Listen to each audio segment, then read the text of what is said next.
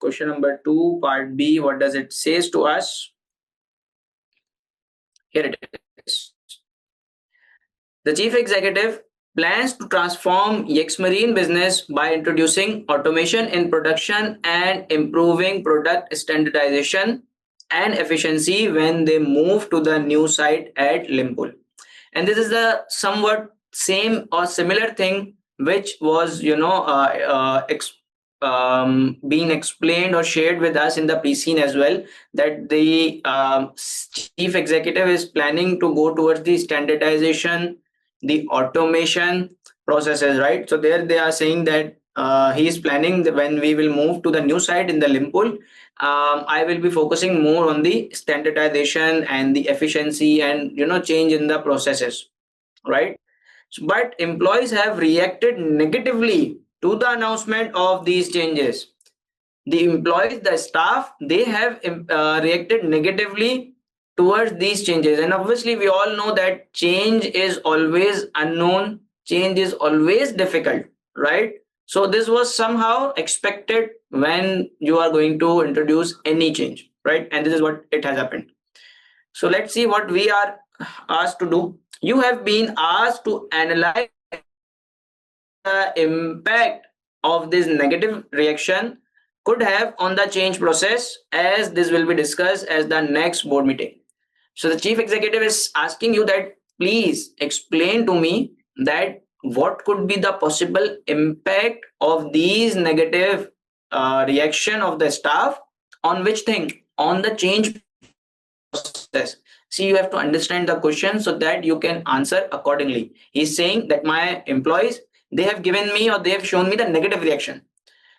There is my change process. So he's saying what will be the impact of this negative reaction on the change process? Explain to me, like how it will affect my change process, how they will stop my change process from being successful. See, this is not written here, but being a business leader, I know that why I'm concerned about anything, because I have a fear that might be these negative reaction would not allow my change process to go smooth, to become successful. Are you guys getting? Now in requirement, they have asked you specifically to follow the briefing notes pattern. Okay. For the board which analyze how employee dissatisfaction may impact upon each stage of organizational change process. See, there is very detailed, or I would say very small information hidden in the requirement. Number one, the briefing note. Number two, you are addressing the board, right? Number three, they are saying that tell us the impact which will be on each stage of the change. So we all know that the change always occurs in 3 steps. Number one, when you unfreeze, then you move, and then you refreeze, right? What do we mean by this? You don't need to worry if someone is not able to recall or relate to these terminologies. I will explain, okay, like we did in the last class as well. So they are telling us that please explain us what will be the impact of these negative reaction on each of these stages of the change. 10 marks. Professional skill marks are available for demonstrating analysis skill. See, analysis skill means you have to break down the scenario, like you have to dig down in the scenario and find out more details and have to tell the boards about the detail or impacts it will have on the change process. See, when they are telling you to evaluate it, it means that tell us how you see it. When they are telling you to analyze it, that means they are asking you to brief on it. They are asking you to explain it in your words, like open the picture for them a bit more so that they can understand it a bit. So if I ask you that how does this whole process goes on? So number one, you get the case and then you analyze it, like you go into the details, you research on it or you think about it, you open it up into your own thinking. And when you dig down into the matter, then you are in the position you can evaluate it, right? This is why I'm telling you this, just to make it clear into your minds that how these skills, the professional skills are like and what do they mean, so that you can apply them correctly in your exam. Are you guys getting my point, that how first we do analysis and then we do evaluation and ultimately we go on to the conclusion or the recommendation phase? Do you guys getting my point? Can you please confirm me? Aswar is saying yes. Sneha is saying yes. Is there anyone else or all have left? Okay, we have 11 participants. Hassan is saying yes. Rehan is saying yes. So this is how the analysis thing works. So there are 4 marks. So when we are going to, explain them what would be the negative impact on it, it is ultimately the analysis thing. So I would merge them, and more often, like 99%, the professional marks are connected with it, right? So this will be the 14 marks question, and if I divide it by 2, but it's not a traditional type of question. There are only 3 phases, so I cannot say that we are going to write 7 points. If someone is thinking like that we are going to write 7 points, so dear, you are wrong, because there are only 3 stages: 1, 2 and 3. So that means that you have to explain in very detail these 3 points so that you can score maximum marks in these kind of questions, right? So this is the majority rule, that 1 good point gets you 2 marks, but this is not the rule of thumb, or I would say the universal truth that you will be applying this thing on every question. Now, the if I remember, there is one person who was in the last class and asked the question. Is there Vinsha here? No, she's not here. So, anyways, guys, we were discussing this thing, that now we have read the requirement and now we have to identify that which exhibit out of these 1, 2, and 3, 4 exhibit, which of the exhibit is going to help us in answering the requirement. Can you guys please tell me which of the exhibit is going to help me? Sneha is saying exhibit 2. Hassan is saying exhibit 2. Yes, exactly. Because in exhibit 2, there is clearly written that the staff reaction. So we have to go and read the exhibit number 2 so that we can have the idea about what is the matter, right? So let's move forward and read the exhibit number 2.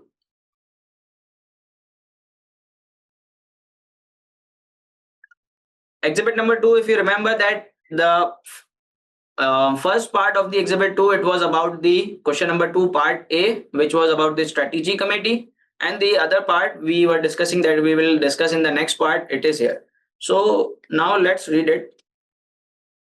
As you know, I am planning to transform. This is chief executive addressing to you, right? So you should know that who is saying this thing. As you know, I am planning. This is chief executive. Our business operation, when we move to the new Limpol site, he's saying that, as you know, I'm thinking to move our business operations to the Limpol site. Okay, fine, we know. Employees have reacted negatively to these plans. They have commented. Okay, what the employees have commented? Let's see. The changes have already been decided. Okay, they are saying that you have decided everything already. The board doesn't want to know our views and will ignore all our concerns. We won't be given any support, any overtime pay. Staff who used to work for Bursham, who is Bursham? Bursham is the CEO of the Yexmarine. And the history is that, let me tell you the history for those who were not yesterday. Actually, Yexmarine acquired another company, that was Bursham company. And Bursham was the owner of that company. So when Yexmarine acquired it, the owner of the Yexmarine, they retired, okay, and sold the ownership to the Bursham. And now Bursham went on to become the CEO of the Yexmarine. So they are saying that the staff who used to work with the Bursham at that company which was acquired. So they have a long standing relationship with them, they know him, and they have a good terms with him. Obviously that's a true, right? Because they are working with Busham since long. So they are saying only they will get the senior roles. Like after the change, we will not be promoted, we will not get the senior roles, right? Those us specialized skill are starting to look for the job elsewhere. This is the huge issue. Okay, so this is something related to the turnover. All right. Could this impact the change process? Regards, Tony question. So, guys, let us discuss a bit about the freeze, unfreeze, then move and refreeze phase, so that you can understand the scenario. Because see, here is only, I would, if you ask me, there are only 3 lines. And out of these 3 lines, the examiner is asking you to answer a 14-mark question. Don't you think that these 3 lines are not sufficient enough? Not much we can use. Yes, Harshi. Exactly. That is what I was trying to explain it to you, that this information is not that much sufficient as it used to be in the other exhibits. So, you know what would be useful in it? The concept of these 3 words would be very, very useful in understanding or answering this scenario. See, when I talk about the unfreeze phase, let us discuss this a bit very quickly. Harshi is saying that unfreeze is to convince and communicate. Yes, exactly. In unfreeze, see, when the ice is frozen, right? Or something is frozen, you cannot move it. So first you have to unfreeze the thing. And how you unfreeze this thing? You unfreeze the methods, you unfreeze the ideology, you unfreeze the thoughts of the employees. That by communicating the changes, by convincing them about the changes, that why the changes are necessary, what will be the benefits of the changes. And the other thing, you have to earn their trust, that after the change they will not be harmed, there won't be any negative side effects of the change on them. Because always everyone thinks that after the change, maybe company would fire us, maybe they, after the automation, robots will do the work, or things will be automated, we might be replaced. These kinds of fears always comes into their mind. So you have to earn their trust and have to convince them, so that they will agree to the change. And the other perspective, or the, I would say, a very next level convincing, is that you include them as well into the plan. When you include them into the plan, you take their point of view, their suggestion as well, and include it into your change process as well. So then they feel involved, they feel that they are also adding the value into the organization, and organization is thinking about their concern. For example, if I'm going to implement a new change, and employees are saying that this change will affect them, so when I listen to them and I change my program a bit so that they would not be negatively affected, then they would feel like, okay, my organization is thinking about me, my organization is considering my concern. So don't you think they would be convinced in a more better way, or a better way? Do you guys getting my point, or the idea of the unfreeze phase? Right? So this is all about the psychology of the employees. Now in the move phase, now when you have convinced them, now they are motivated, they are agreed to the change, and they are involved into it, they will support it. Now move it quickly, go to the new methods, go to the new ideas, go to the new ways of doing things, move to the change. And now when you are moving, you will find some issues. Obviously things doesn't go always as planned, there are always some deviation, some errors, because plans and the actuality always different, right? So you will find that where are the issues. You will see that the employees need extra trainings, right? For the new processes, so you have to arrange the trainings for them, you have to arrange the development program for them. And the other thing is that, don't you think, to understand the change, to learn new things, employee would be need to put extra efforts, extra time into the office or not? Don't you think they would need the extra time to learn the new things as well as doing the routine day-to-day work? Would it be an easy thing, or they need to put some extra efforts? Yes, they need to put some extra effort. Don't you think you should reward them for this? You should give them the bonuses over time to those employees who are doing good, who are adopting the change better than the other ones, who are putting the extra time, extra hours to understand the new process, to learn the new methodologies and everything, right? So this is the move phase. Like when you are doing the change, you will face some difficulties. You will see few errors, deviation as to the plan. So you have to rectify them, or you have to, keep on going towards the new things, right? And then it comes to the refreeze phase. So now you have completely moved towards the new methods and the ideology. Harshi is saying refreeze is to follow up with the execution and see the level of acceptance so that staff do not fall back to the earlier ways. Exactly correct, Harshi. Good. So the refreeze phase, it means that now when you have adopted the new ways, new methods, right? Now you have to stick to it. You are not going to allow the employees to go back to the old processes, which for them are easy because they are used to of it. The new things, they are new, they are unknown, they are not that expert on these things. So they will try to go back to it. So you have to somehow not allow them, or you have to stop them from going back to the old practices, right? How you will do this? You will punish those employees who are trying to go back to the old practices. You will give the promotions to those employees who are adopting and working on the new methods. Those employees, the promotions or the bonuses, they are not going to be based on who is known to Bursham, who is working from the say long ago with the Bursham. No, the bonuses and rewards would be based on which person is adopting the change in a better way, which person is sticking to the change, right? So that is how you will force them to stick to the new things. So now you are getting the point.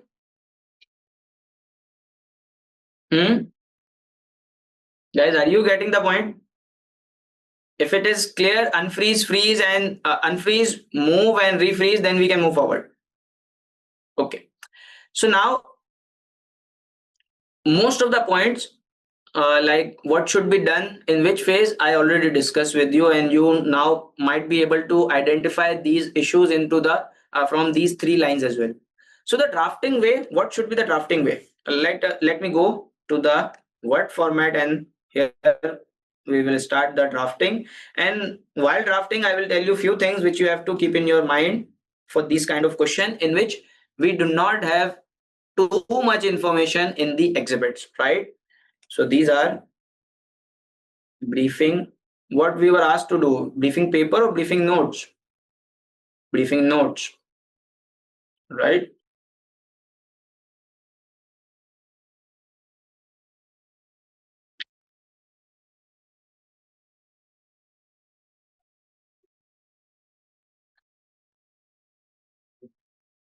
Wait, just a minute. Okay, now it's okay. So it was briefing notes.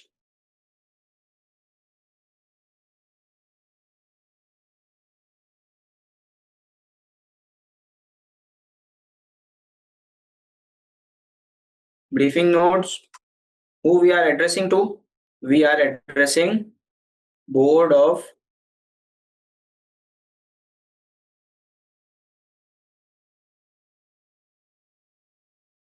directors, right? From which, from who it is coming from? It is coming from the trained consultant from where you work, consultants. And then the subject. What is the subject? What should be the subject? Guys, I need you to write the subject, very concise, one liner. What we are going to discuss in this document.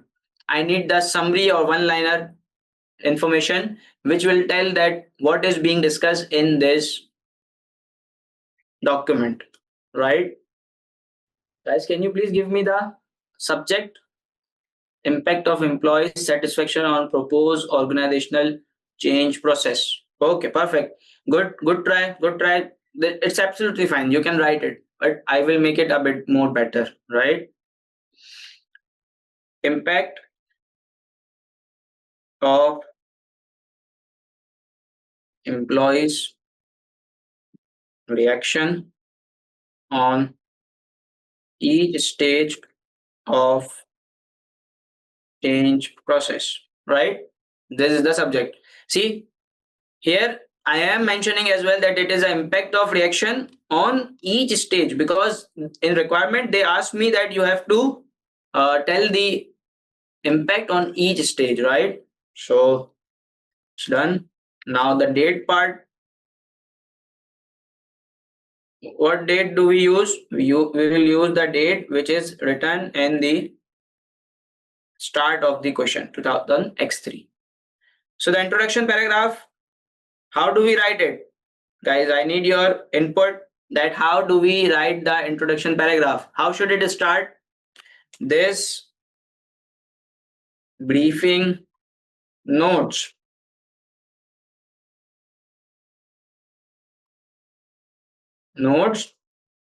and then it is very common that introduction paragraph we will explain that what we are going to present in this document, right? So we will only present that thing which we are asked to do in the requirement, whether or not. Do you guys agree with me or not? That we will only mention those things which we are required to do in the requirement. We will do the same thing. So we will go to the requirement, and from here, let me open the question as well so that I can copy and paste the important areas. Yes. So here they asked me to write a briefing notes to the board for which analyzes. So from here, analyze, I will copy and paste. I don't know why it's not working, but anyhow, I will type it. Analyze the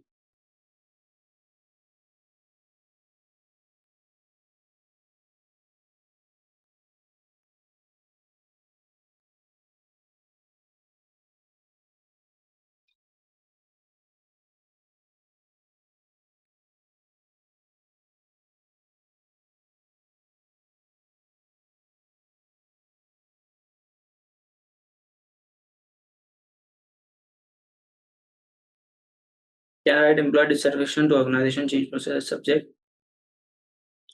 Harshi, you have to mention the impact thing because they have asked you the impact of employee dissatisfaction. So if you would add the impact word in it, then it is fine.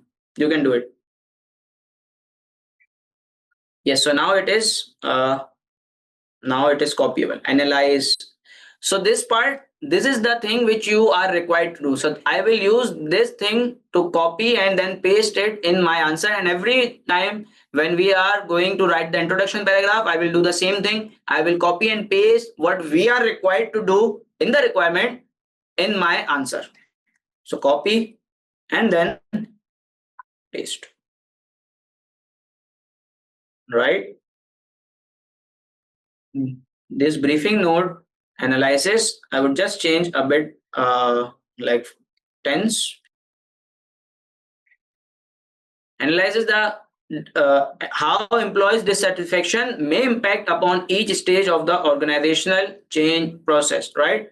So are we okay with how we are going to start our answer? Is it clear that how we will start or write our introduction paragraph? Because many of the students waste the time here, right? So we will never waste our time. We will copy and paste whatever we are required to do in the requirement and paste here, right? Let's move forward. So first we will write that the employee dissatisfaction will definitely have impact on each stage of organizational change process. Right now, I have started my answer. First of all, I have stated very clearly that yes, it will have the impact, right?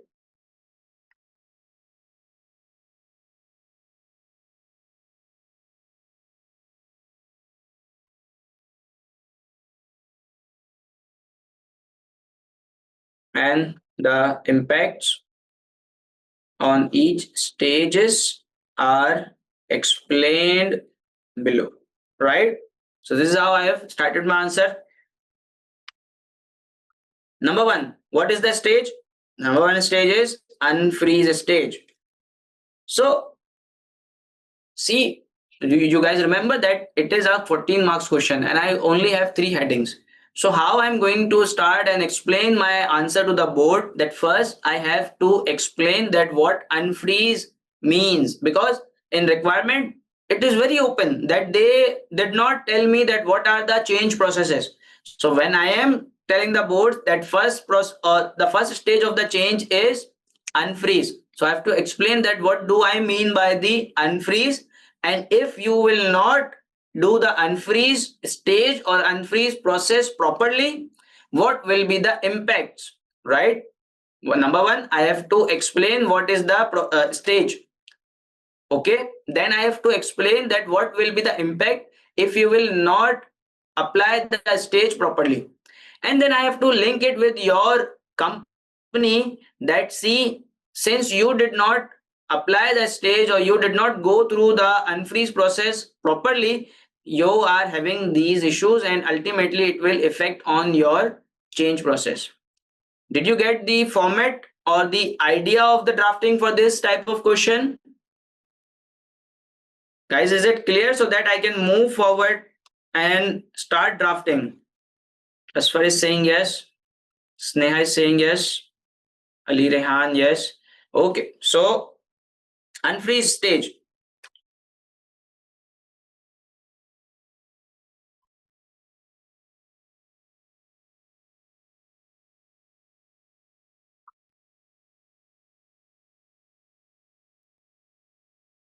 To the employees and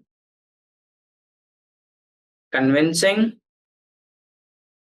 them to accept the change by explaining them the need and benefits of the change, right? And also getting their point of views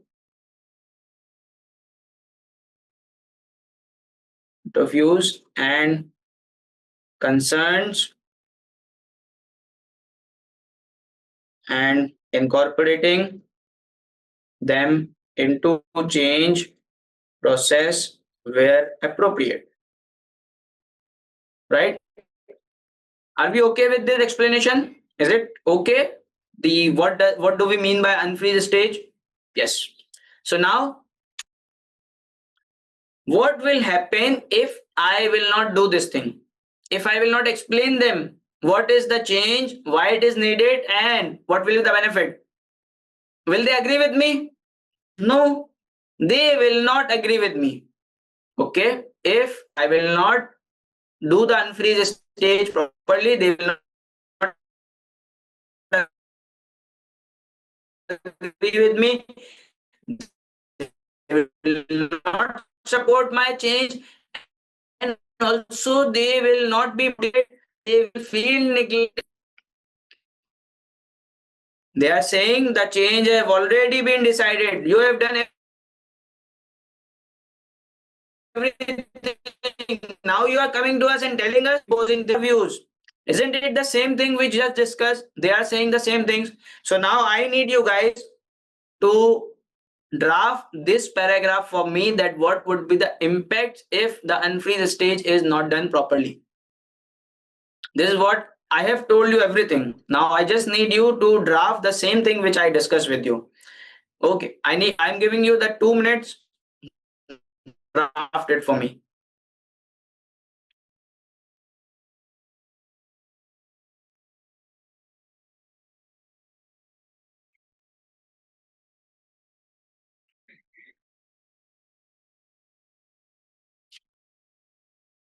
In the meantime, I am drafting the answer, but please, you are not allowed to look at it.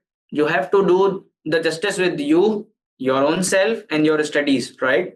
Because in paper, I won't be there.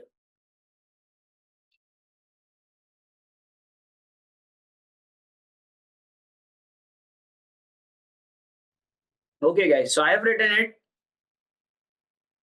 Now it's your turn. Type it in the chat so that I can see whether or not you are drafting correctly.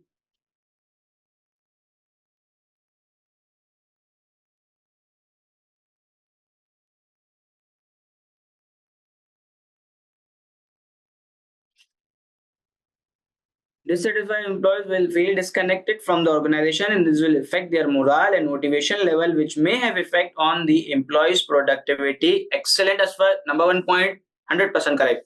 Adil Badsha, please do not use the annotation. I don't know how you are able to do this.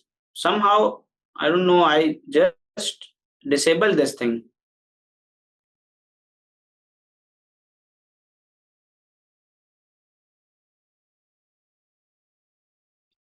Adil, I hope this was done by the mistake, but please do not do this again. Dissatisfied employee will leave the organization to result in the loss of competitive advantage and trust. Okay, as for one thing, you are missing. Where is the impact on the change process? Don't you think you just missed it? The change process, the impact on the change process. All points are correct, but do you think is it relevant for the question or not? Tell me. Hershey saying impact would be if the employer do not accept the change, it would be adversely affect the transformation of the business of introducing automation and standardization and efficiency, which could affect the success of the new site at Limpol. Excellent. Now see, Hershey has addressed or linked the change process into her answer, right? It is correct, Hershey. Now Hershey, you can look at my answer as well and see how I have drafted. If you can make any changes, so far it is correct. The impact would be that the employees would react to the company in negative way, leading to employee dissatisfaction and demotivation, thus leading to a lower retention rate, and it will negatively affect the company. Sneha, again, see, you have done the same mistake as the Asfar, because you both have written the correct thing, but it is not relevant. The requirement is that how it will have the impact on the change process, and in your answer I cannot see the impact on the change process. And see, guys, you don't need to feel ashamed, or you don't need to feel down that I am telling in front of the whole class about your mistakes. See, because on the result day, I wish that everyone pass, but believe me, those who are drafting it, they will inshallah pass the exam. They will feel very easy. They will not feel difficulty in the drafting. You just have to go through this thing, right? So please do not feel ashamed, or you don't need to feel bad about it. Okay, Asfar and Sneha, is it correct? Do you guys getting what you are where you are going wrong? Yes. Okay. So now, see what I have written. I have written that if unfreeze process is not done properly, employees will feel neglected and unimportant, and also they will not accept the change. See, I have connected it with the change thing, and it is not, as it is not explained to them, rather imposed on them. Hence, they will not support the change process and will be demotivated and even oppose the change. There is two things. One is they do not support the change, and the other thing is they will repel. Right? So this can also happen. See, in my every point, I am connecting the change process. Okay. Now, next thing. This was all general. See, Yexmarine is nowhere in it. In both of the paragraph, nothing related to the Yexmarine has been done. This is general about the unfreeze process, general about the impact of the unfreeze process. Now connected with the Yexmarine scenario, connected with the scenario, and say that in your scenario as well, the employees are thinking that the change has already been decided. The board of directors do not concern about them, and that is why they will feel neglected. They will be demotivated. They will not support the change. They will oppose the change, and eventually it will lead to the unsuccess of the, say, change process.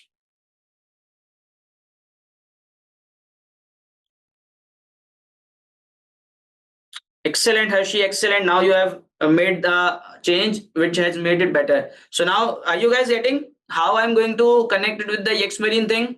So now let me draft it in your scenario as well.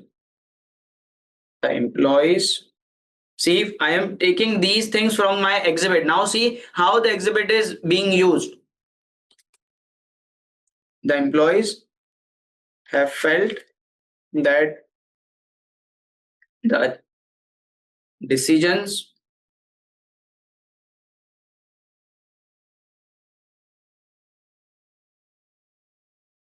the change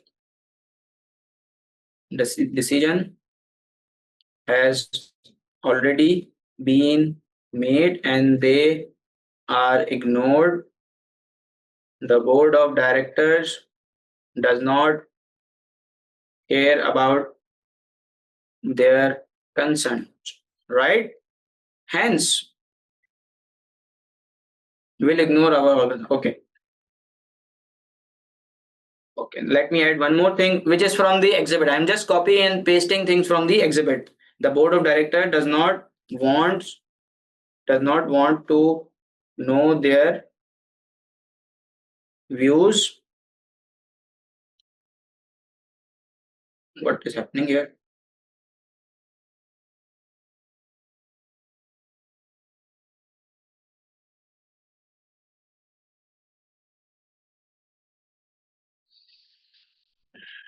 I don't know. Anyways,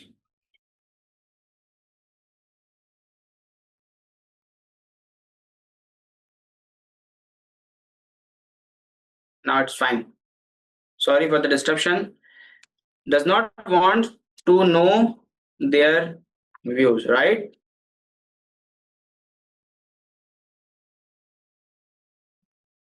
And do not care about their concern, right? Now the same thing I will copy and paste from here. Hence, they will not support the change process and will be demotivated and even oppose the change, which will result in the unsuccess of the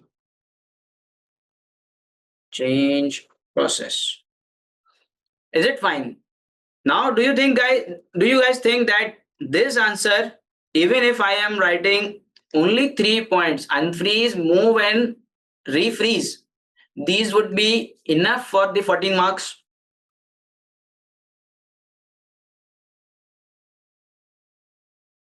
So now you are getting the ideas that how you have to evaluate that which question need how much the length of the answer, right? So that you can give the question enough or the due weightage and the due time, because most of the student gives the unnecessary time to questions, and these kind of question in which you do not have the exhibits, they waste a lot of time.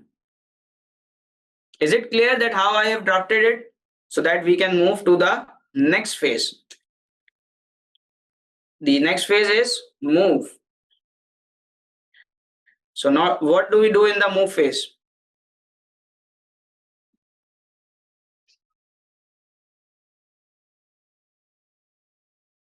This phase deals with shifting from the current, existing, old. See, I am writing these 3 words because whatever you use, it is correct. So I'm writing it for you guys, all right? But you in exam, you are required to write only one appropriate word. Practices or processes to the new practices, new ones. Let me make it short. New ones, right? During this process, the employees would require the necessary trainings and development for the new methods and processes, right? And this phase also involves keeping employees motivated throughout the change process so that they can put extra efforts which are required to make the change process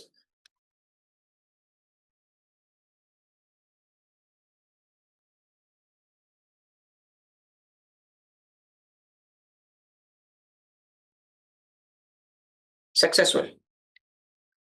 Definition or the explanation of the move phase or not.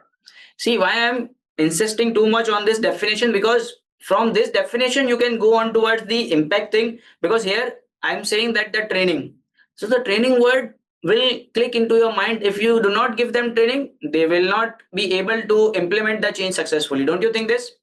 Right? So this will the impact. So from training, you will think that if training would not be given, what will be the impact? They will not be able to implement the change. If they are not motivated, they will not put the extra time, right? So the impact is totally opposite of the definition, right? So guys, can you please draft the impact paragraph for me? I'm giving you 2 minutes again, and I'm drafting my paragraph as well, and I will then review your paragraph, right? So let's go.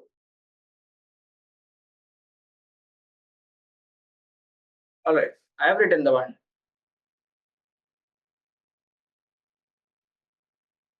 Who is in the meeting?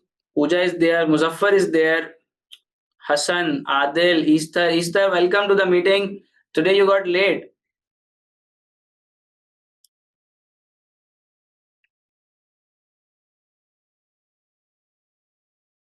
Hershey Sam, Hira, Musa, Muzaffar, Pooja, Sneha, Asfar, Vivek. Guys, please, if you are joining the class, then please make the most out of it. Draft in the chat so that, see, I have drafted the answer. It's very easy for me that I will draft the answer, impose it to you that this is the way, and then move forward, right? If proper training is not given, they want to continue with the existing process, old process, and not putting their efforts in the Hira, I guess you have missed something. If proper training is not given, they want to continue with the existing process, old process, and not putting their effort in the new process, but they will oppose the new process. No, Hira, it's not correct. See, Hira, see my answer. Hershey is saying impact in move phase will be that the employees will not be interested in the change of executing it and implementing it, and this will adversely affect the Yexmarine new business site at the Limpul. They will not give the sufficient time for implementing of the change, and at large will affect the success of the change plan. Excellent, Hershey. It's correct.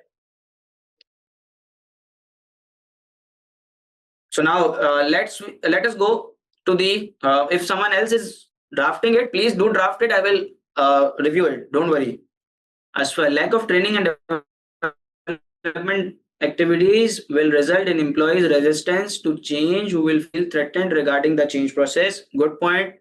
This might result in increased staff turnover. Yes, staff turnover, but as for again, target or address the change process issue. Tell them that it will have the impact on the change process, right? So again, let's move forward and see.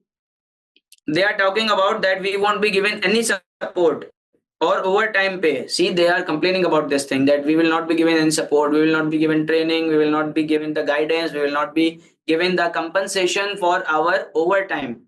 Sinha is saying during the change process, if the required training is not provided, the employees would lack the skills and it would not help the company. And if the employees are demoted, they do not put the efforts to improve. Right. Correct. If the in the move phase, the employee's resistance of lack of interest in the change can significantly hinder its execution. At Yexmarine new business site Limpul, this may lead See, guys, try to not mix all the things. See, in Hassan's answer, it is very long and it is maybe good. I will read it. But the point is that try to keep the things separate in separate points. Like, see, in number 1 point, I am defining what is the stage. Then I'm telling about this impact in a general way. I'm not putting the Yexmarine or Limpol and everything into it because it will make things complicated for me. And then ultimately I will connect it with the above paragraphs. So it might increase the length of the answer a bit, but it will have a very clear answer. It will have a very easy answer for you to draft and for the examiner to understand, right?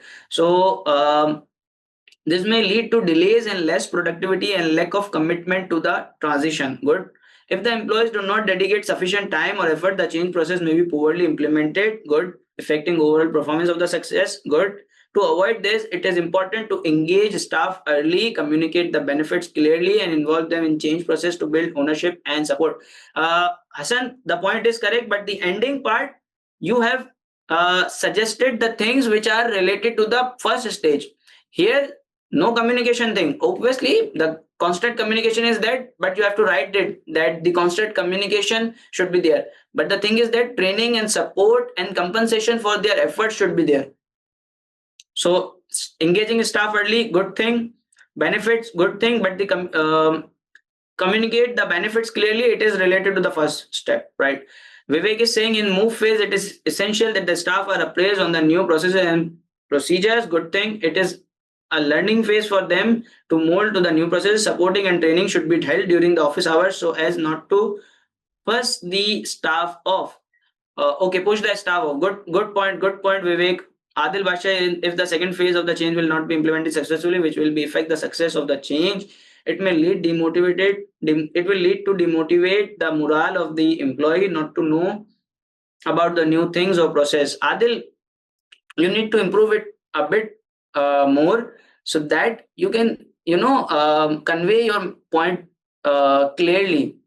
That, see, you are saying that it may lead to demotivate the morale of the employee not to know about the new things or process, right? So how it is not done, like by not giving them the trainings, right? Clear outcome and expectation on the learning process should be agreed with the staff. Good thing, good point, Vivek. Okay, everyone good. So now, good everyone. It's, see, now you are all typing it the answer and now you are getting to know whether you are writing correctly or not. See, you might be writing it very good, right? But there are few blunders, or I would say few mistakes which we are making, which is making us lose the marks, right? And we don't need to do this. So now in the final thing, I'm going to connect it with the Yexmarine scenario. In your scenario as well, employees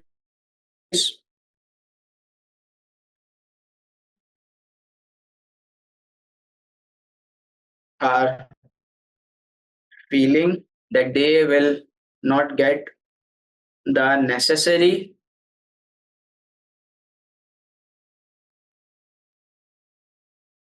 support or training, support, training, guidance. Obviously, because employee would be in a fear that if they would do something wrong, which is new, they would be fired, right? So you have to give them the guidance and security of job that they won't be fired. Don't worry. From where I'm coming up with these words? I'm coming up with these words from this word, the support. So the idea of support generates these words into my mind, right? And also, they will not be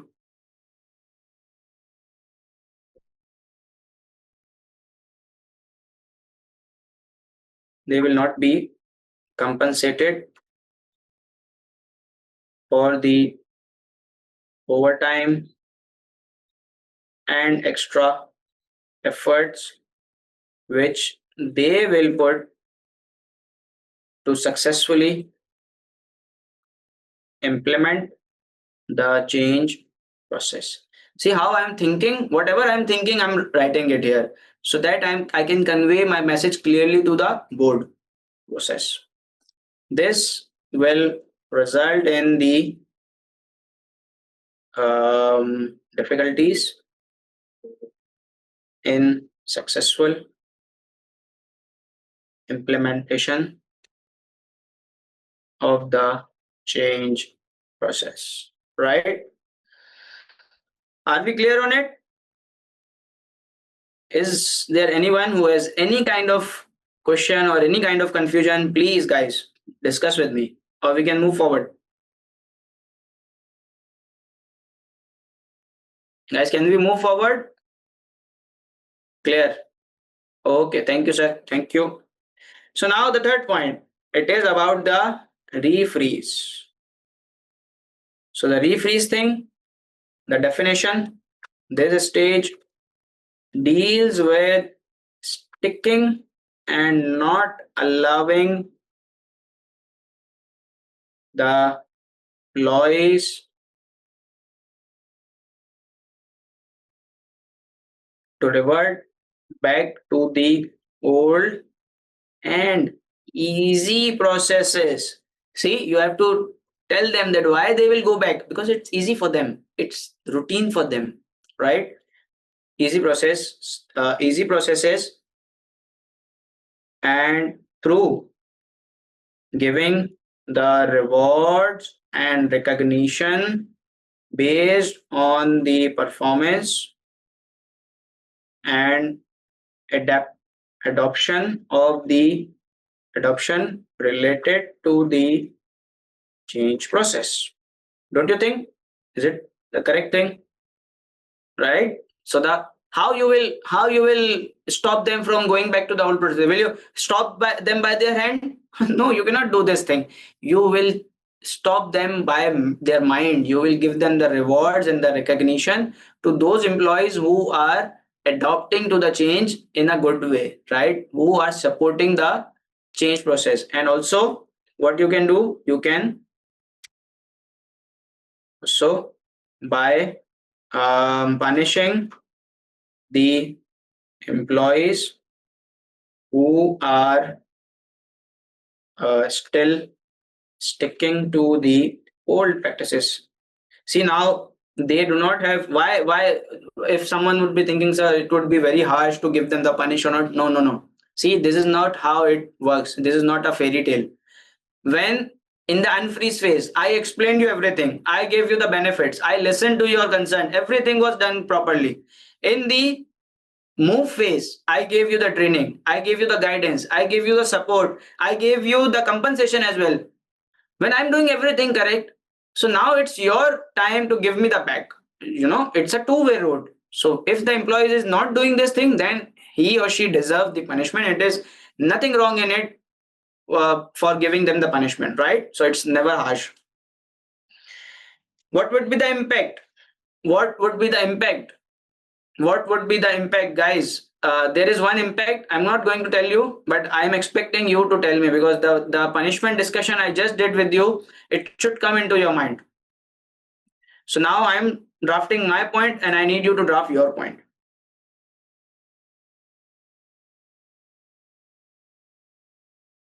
Refreeze, impact of non-willing to move forward with the transformation will affect move forward. Harshi, there is no moving forward. Now it's sticking or staying to the point where you have already moved in the move phase. With the transformation, this will affect the success of the profitability of the business. Not that much impressive this time. As standardization and efficiency requires specialized staff, and they are ones looking for the job elsewhere, this will increase the staff turnover ratio and will again see, Harshi, you made the same mistake which I just recommended to Hassan, that whenever you are drafting one point, keep it to the one point. Like, you do not mix 2 points. First definition, then impact, and then connect with the Yexmarine. Now you try to do the same thing in one point. So that is why you have somehow mixed it. Okay, Hassan, no worries.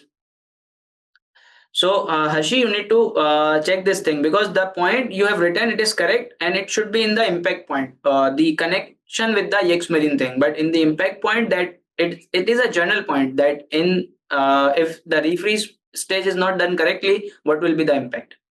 Vivek is in the refreeze stage. We will measure the outcome of the move. The staff expend acceptance and training. If the staff and management judge that all are ready and involved in the process, the refreezing should proceed with new SOP, and staff who have not managed to gel with the new process and it might be all to discuss their needs. This will also help the team from concerns of their job losses. Vivek, this point you have written, don't you think it is more like the recommendation rather than the impact thing, that if the change is, if the refreeze stage is not done properly, what will happen? Don't you think this, that your answer is not what I was asking you to draft, not done properly, then Yexmarine will not be able to achieve objective of the change, and effort and cost are wasted. Okay. Hira, correct. But just try not to put the Yexmarine right now. We will discuss it in the next paragraph. If the refreeze process, see the answer of now, those guys whose answer I have read, now they can see my answer and see what went wrong. If the refreeze process does not take place properly and if the employees are not given rewards, then it would demotivate them and they would move back to the old techniques. This would create an adverse effect on the change process, and if the staff are not punished, they would never improve in the near future. Correct, Sneha. Good point. Good point. And the other thing, the thing which Hira wrote, but Hira, it's again same thing. You were writing very short yesterday. Now, with the passage of time, the length of your answer is increasing, and I'm hoping that it will increase further. That you will start drafting properly. But your point is correct. See, Hira has written this thing that all the efforts and costs will be wasted. The efforts which were incurred in the unfreeze phase and the move phase, these all will be wasted, right? So this is the point as well. Sneha, if you would incorporate this thing as well, it will get your drafting point better. So see what I have written. I've written, if this refreeze phase is not, process is not done properly, then all the efforts and costs which is incurred in the above phases will be wasted and employees will revert back to the old processes. See, very simple thing. I have not tried to do some rocket science or any magical thing. I've written very simple thing, that if you would not refreeze them, they will go back to the old practices. And what will happen? This will result in unsuccess of the change plan and also non-achievement of the organizational objective. See, did I try to do something very extraordinary? No, sir. I just wrote it very simple things which we were discussing normally. The explanation which I was telling to you, I've just written this thing. Are you guys getting my point, that you don't need to think too fancy things, right? Keep it simple.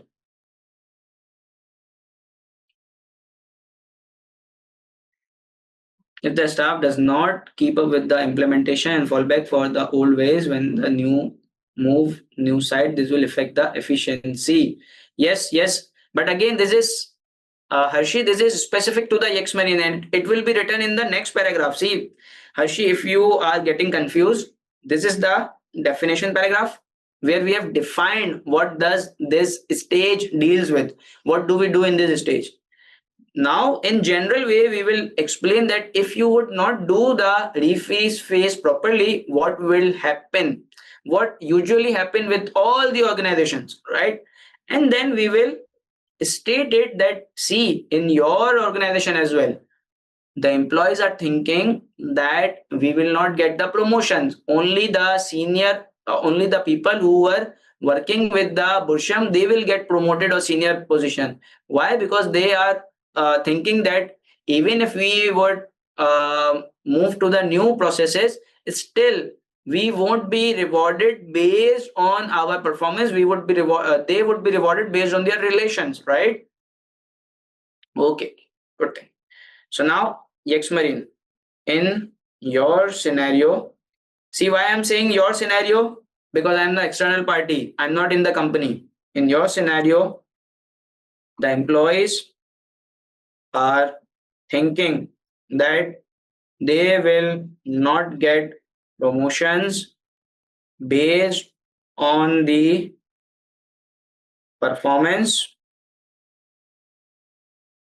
and change implementation,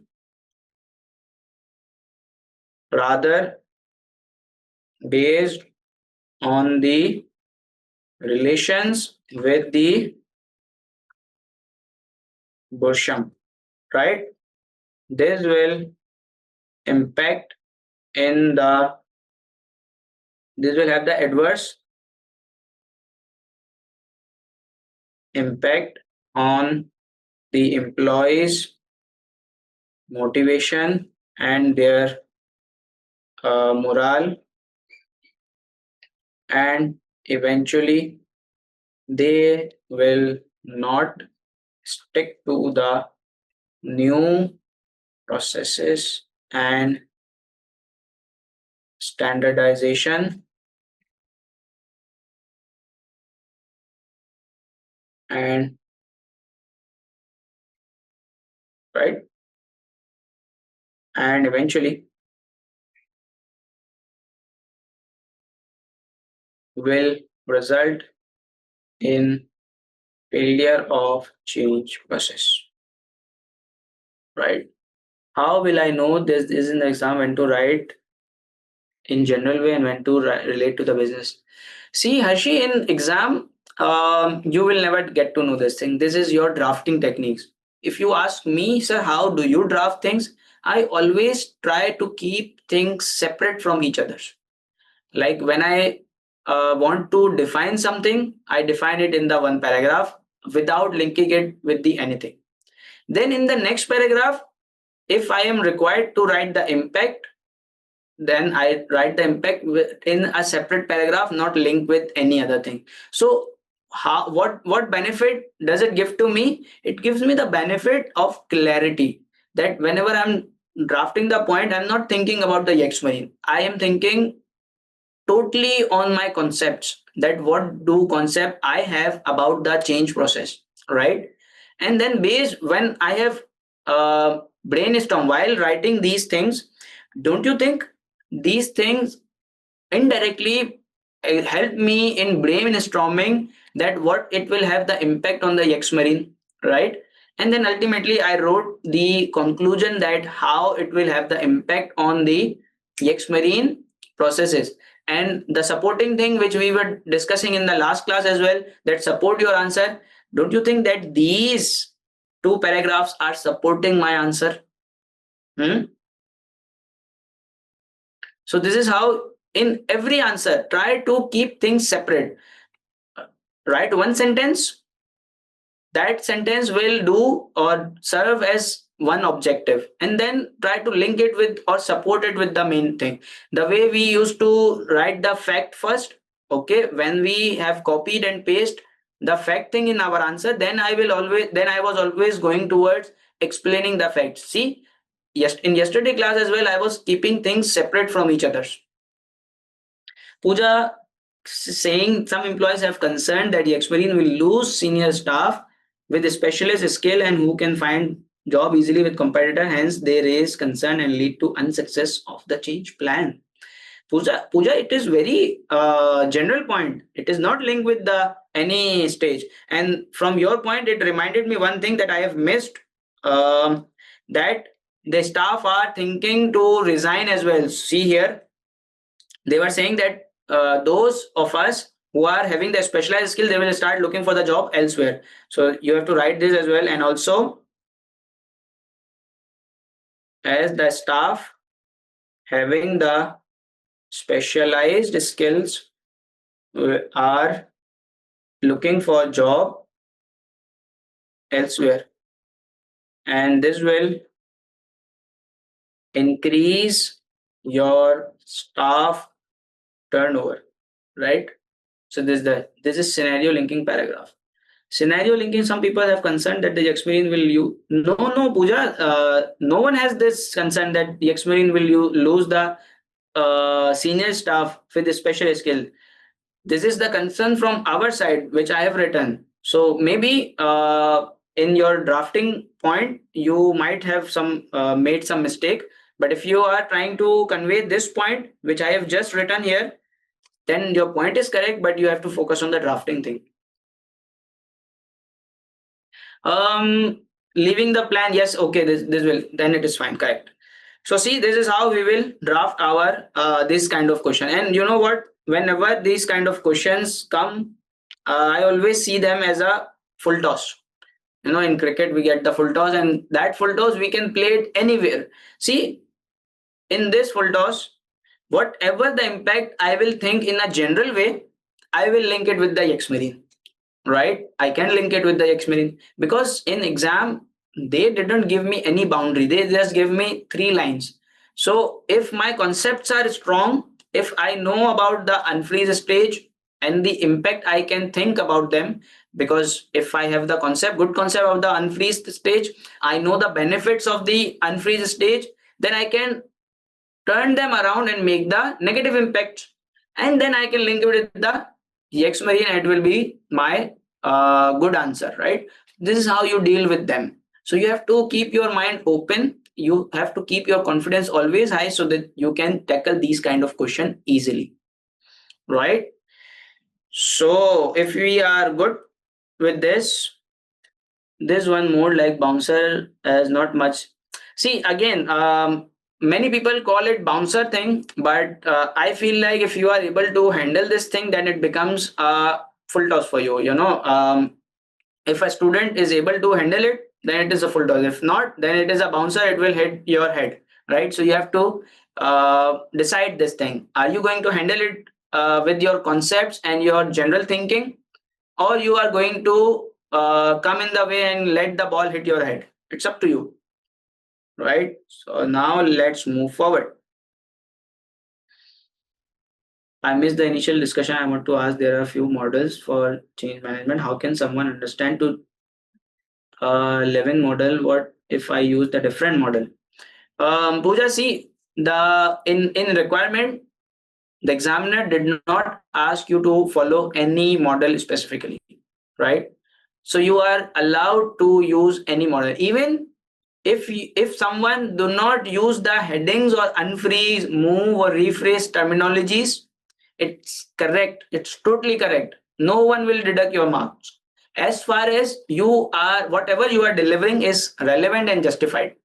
If it is relevant and justified, you will be given marks. You will not be given marks for the terminologies, you will be given marks for the concept, for the ideas, for your answers, right? So you can apply the another model, or you can even decide to not follow any model and just give an answer based on your thinking or your process of the change. But somehow you have to think about the stages, right? Because you are asked to think about or answer in the stage form, that first stage, second stage, third stage, and so on so forth. How many stage you make, you just have to then justify it, then how you are making the stages. For me, it is better that I know 3 stages through a model. I will take the help from the model. For me, it is an easy way. Yes, you can use this model. Whenever it is about the change stages, you can use this model as a help. See, I also use this model as a structure.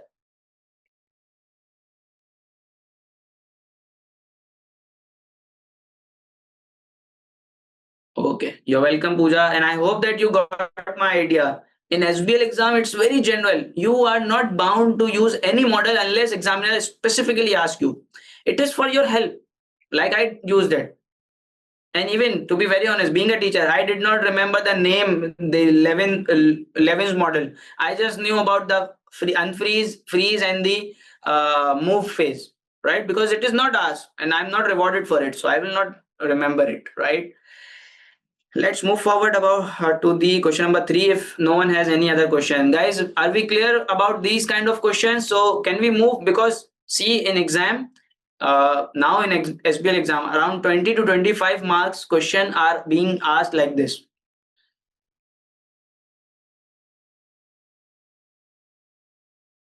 No worries, Pooja. We will explore this thing in the classes, that what went wrong, and you can also discuss with me through the WhatsApp so that we can, have the personalized discussion. Okay. Can we have 2 minutes break? How many of you think that we should have a break?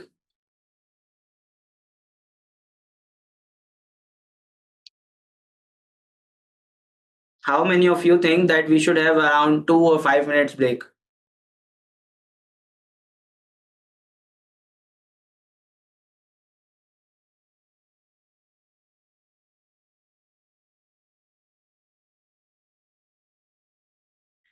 Well, no one is saying, but Hashi, you can you go and come back quickly? I don't think. Okay. Hashi, come back and I will explain you whatever if it is lost. Okay? Don't worry.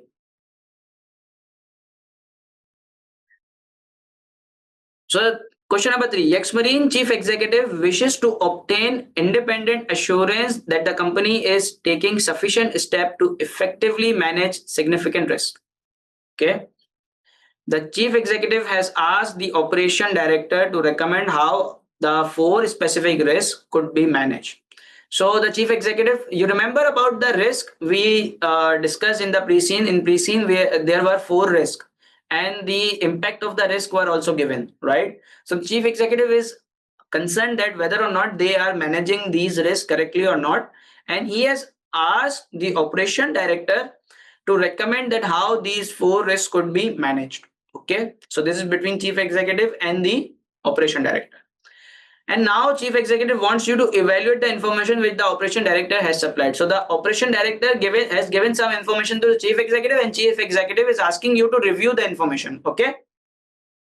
Required, prepare a report to the chief executive which, number 1, evaluates the adequacy of the risk mitigating activities for each risk. Number 1, recommends any further mitigating activities which may be required. So here we have the document. In that document, there are risk mitigating activities, number 1, and you have to evaluate.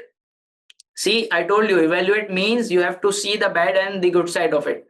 So evaluate it, whether or not there is any issue or not. Okay, so you have to evaluate it if there is any issue, right?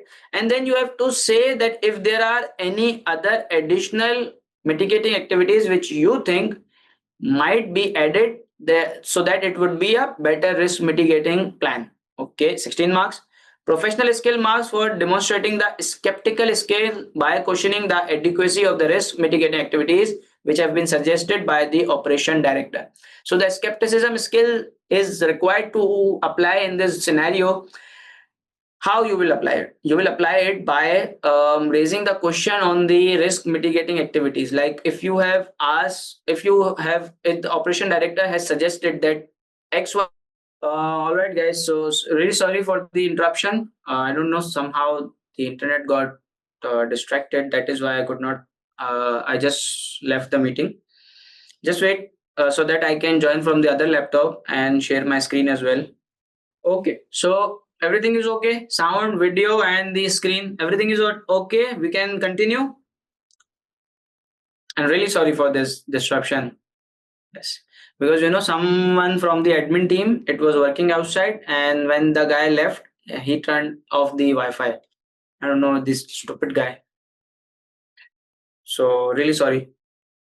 So what we were discussing that uh, there were 4 risks in the pre-scene. Okay, and the chief executive has asked operation director to check whether or not we are appropriately managing these risks or not. Okay, the operation director made a document, give it to the chief executive, and the chief executive has given that document again to us, and he is asking us that to evaluate whether the risk mitigating activities in this document are correct or not, and do you think there should be additional risk mitigating activities or not, right? This was the scenario. So are you all with me? Are you all with me or not? Yes. Okay. So this is a 20-mark question, and by default we should write 10 points, but there are only 4 risks. Again, see, these kind of past paper practice will get this will broaden your mind, that you do not need to stick to one idea that 1.2 marks, 1.2 marks. There are 4 risks only, right? So you have to write your answer into that boundary as well. One risk, number one, what you will do first, you will evaluate that whether or not the risk mitigating activities which the operation director has suggested are appropriate or not. Okay. So this will give you the mark. Okay. I would say for the evaluation, like if there is any issue, once you will identify it, it will give you few marks. And then you will, if there is any issue, you will recommend how it should be corrected. This will give you few more marks. And then you will recommend the additional risk mitigating activities as well. So I feel like that each additional recommendation would give you 1 mark, right? So two marks related to the evaluation and one marks related to the risk mitigating additional activity. And this is how somehow we will gather the points to ensure that we are writing the sufficient answer in order to get the 20 marks full. Will you use Tara model? No, no, no. Why Tara model? See, for Tara model, what does it teach us? It teaches us either to transfer, avoid, what for the R thing, that you have to reduce the risk or you have to accept the risk. Here, you are not required to tell us what to be done with the risk. No. Here, let's go to the exhibit. Then you will come to know. Hashi, just a minute. Now first come here and tell me which exhibit to be referred. Which exhibit to be referred for this answer? Exhibit number 3, Sneha, good. 3, everyone is saying 3, I guess, right? It's very clear. Suggestion from the operation director. So, Hashi, see, if I would have given you the risk only and I would ask you what to do, then use Tara framework. It's best thing. Here, risk are there and the operation director has already suggested you the risk mitigating activities. They are saying we will take the risk with the mitigating approach. They are not asking you the approach. Approach they have decided. They are telling you the mitigating activities we have decided. Just tell us whether or not they are sufficient or not. Hashi, are you clear on it?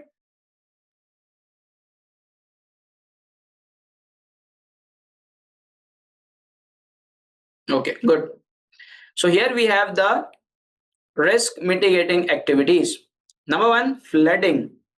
Risk level, not serious? What the hell? How come the flooding be not serious issue? Do you remember in pre-scene, it was written that the site at Limpol, it was more affected to the or more prone to the flooding due to the global warming thing. It was written in the pre-scene. Those who joined yesterday, they would remember, and those who didn't, I'm telling you guys that it was written that your site at the Limpol, the new site, it has high chances of the flooding because of the global warming. So the operation director has mentioned this risk level as not serious. So number one thing, the number one issue, it should not be the not serious. It should be the serious. Why it should be the serious? Your answer, your question should be that you should ask me why it is serious, sir. What do you guys think? Why it is serious? Because seriousness depends on 2 things, the impact and the probability. If there is any risk whose impact is very little and the probability is high, I would say, okay, fine, let it happen. It's not serious for me, right? But if the risk having the high impact and its probability is low, very low, I would say, okay, it's also not serious for me because the probability or the chances of its having is very low. But if the risk is the impact of this risk is high, right, and the probability is also high, then it's the most serious for me, right? Guys, do you agree with me or not?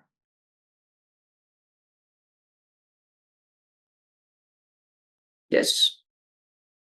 So the operation director has mentioned it very wrong. This we will mention in our answer. See, this was the tricky part.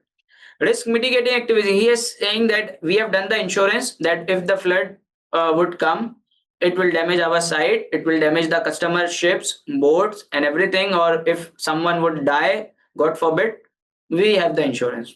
Okay, it's good, it's fine. Insurance is fine. There is nothing wrong in it. Local flood defenses, we have also in place the local flood defenses so that we can have the defense against them. Okay, it's fine. Again, it's a good thing you have done.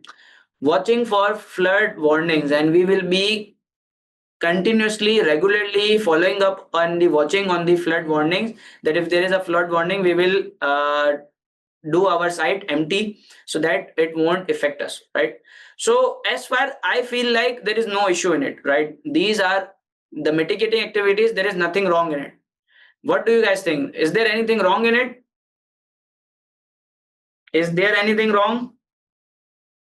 No. Is there anyone else who is listening to me or not? Business disruption insurance will be very expensive. But Vivek, obviously, like you cannot avoid it. Will you say that it is expensive and we will not do it? It is expensive. I do agree, but obviously you have to go with the insurance. You cannot say that I'm not going to insure it, because if you are saying that it is there is any issue, then you have to back your answer as well. That what should be done next.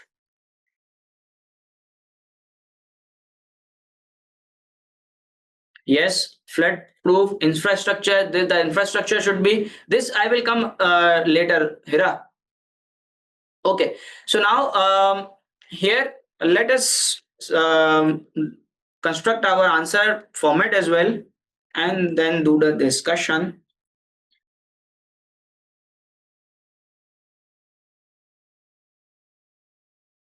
So this was about the report. Okay, so we are required to write a report.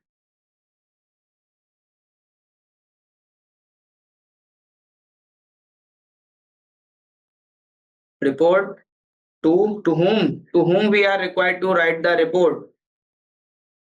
To chief executive.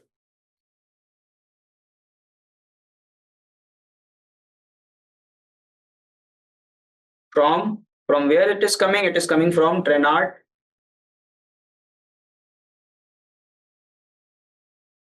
Consultants. Subject. What should be the subject? Here, the subject is also derived from the requirement. Evaluation of the adequacy of risk mitigating activities and recommendation. Right? Simple subject. Yes. Good, Arshi. But I will come on to that point later on. Subject. See, again, this is the thing which I want you guys to understand, that keep things separate. First, think about the evaluation part. See, evaluation part, it is saying that evaluate if there is any issue in the risk mitigating activities which are already mentioned, right? Then go towards the recommendation that what further should be done. Hira and Harshi, this is the next part, right? Subject. What is the subject? Evaluation, or I would just say risk mitigating activities. All right. The date thing. What is the date? We will use the date of which is mentioned in the question. Introduction paragraph. From where we are going to write the introduction paragraph? Guys, I need the answer from you. From where we are going to write the introduction paragraph?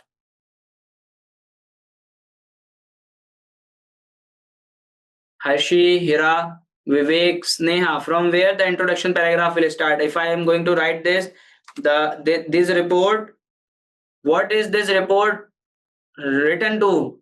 Why is this report written to? Requirement. Excellent, good. So from requirement, I will copy it from here. Prepare a report for chief executive, which from onwards, this thing, right? This is what I will be doing in the report. So I will write this thing because I am asked to do this thing.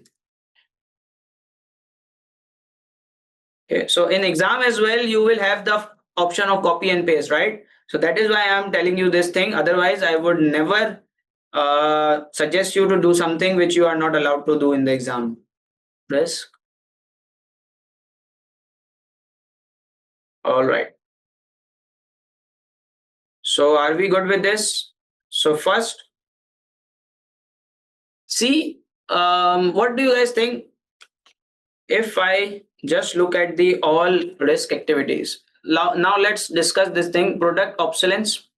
This is about the current and the new product. Risk level, again, it is serious, obviously, because the impact of the product obsolescence, it is high. It will cause the reputational risk to you. It will cause the loss of customer and the loss of revenue. So this is serious. Again, this is correct. Risk mitigating activities, comparison with the local competitor, you should do it. Okay, it is fine. Again, I would say there is nothing wrong in it. Development of additional features. Okay, this is also good, because if you are going to develop the additional features, your chances of getting obsolete, the product getting obsolete, is very low, right? So these are again correct, but yes, you all are right that there can be more risk mitigating activities as well, and we are going to suggest them, right? Harshi, don't you think it is correct? But why are we investing time to think about the introduction paragraph if we have the option to copy and paste it without investing any time into it? Yes, Harshi, I will come on to this point. Now I'm just evaluating, and then additional recommendation I will come. Data security. Again, it is a serious, because if the data is lost, if the data is misused, if the data theft or anything related to it is done, it will have a serious consequences, the legal implication, the reputational risk, right? The loss of customers trust. This will be very serious thing. Copy paste is enough, Pooja. Copy paste is basically elaboration.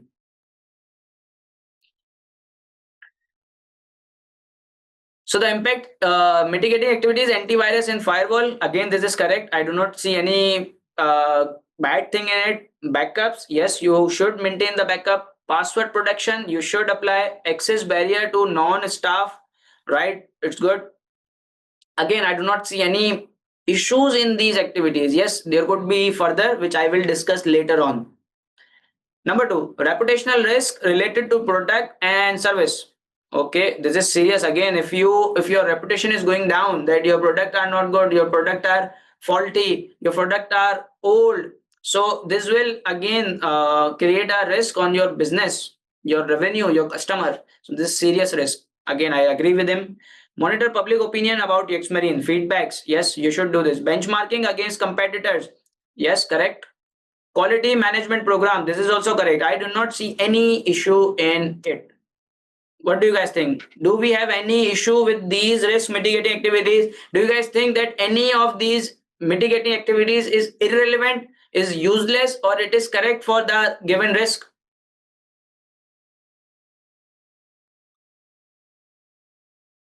All are correct. Sneha is saying all are correct. Pooja is also saying it is correct.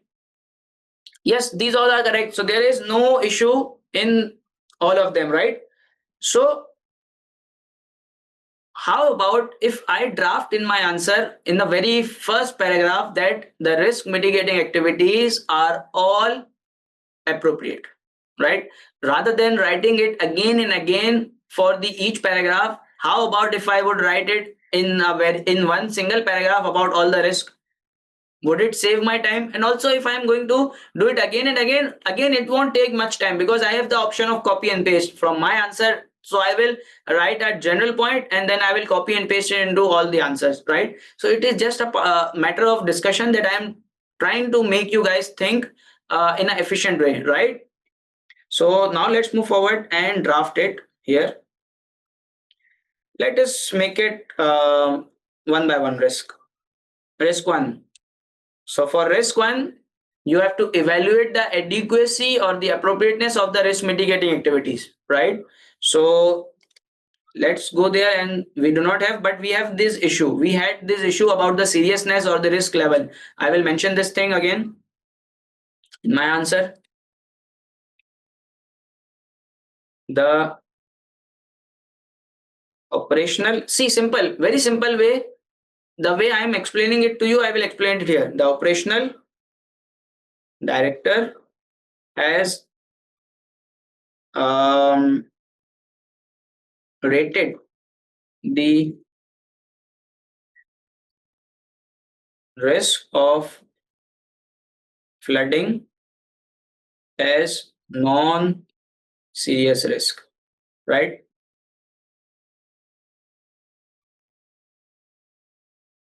This is the fact. But now I will tell my point of view, which we think that it is not appropriate. Okay. Why you think it is not appropriate? Explain it. Support your answer. Because the flooding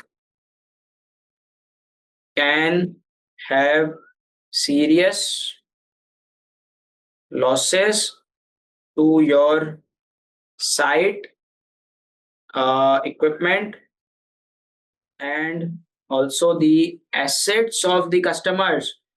Those ships or boats which are parked in your marinas, in your site, they can also be affected. And if they are affected, don't you think that customer will sue you or ask you for the compensation? Hmm?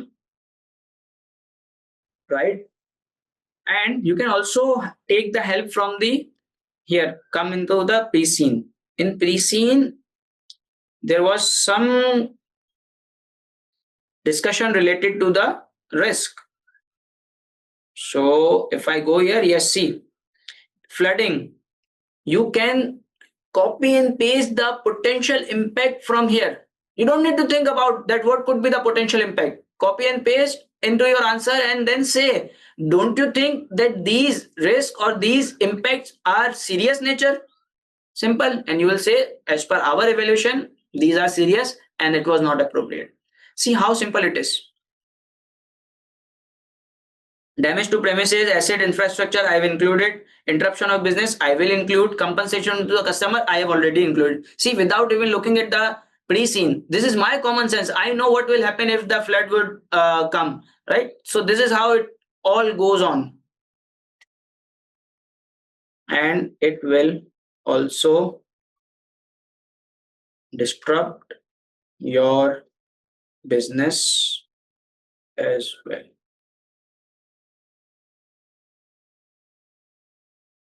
Therefore, the risk rating should be updated as serious. Right? Are we okay with it? See, in risk rating, I have not discussed about any mitigating activities. Why? I kept it separate because I can now focus on this thing, one thing at a time. Think about one thing at a time, and believe me, it will make things easier for you. Are we guys on the same page? Are we okay with this?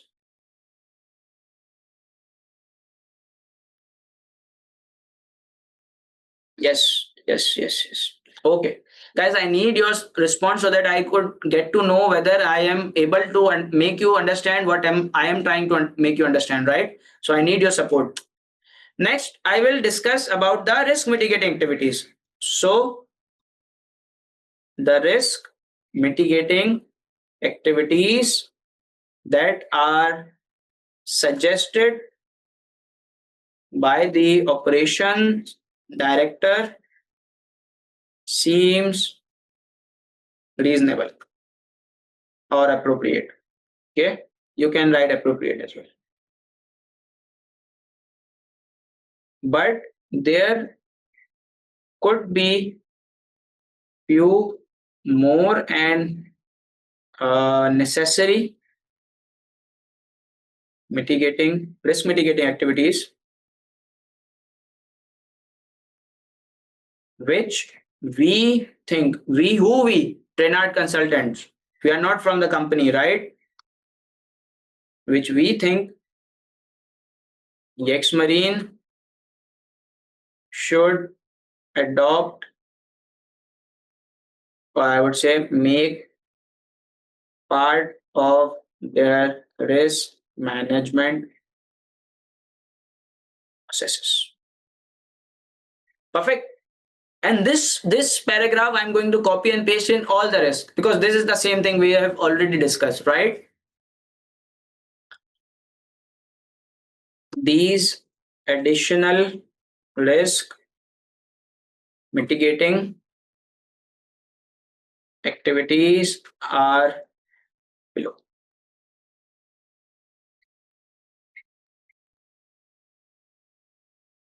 Number one, what should be the additional risk mitigating activities other than those which are here in the exhibit? What do you guys think? What should be the additional? Now, Hira, now Harshi, it's time to tell me what are the additional risk mitigating activities.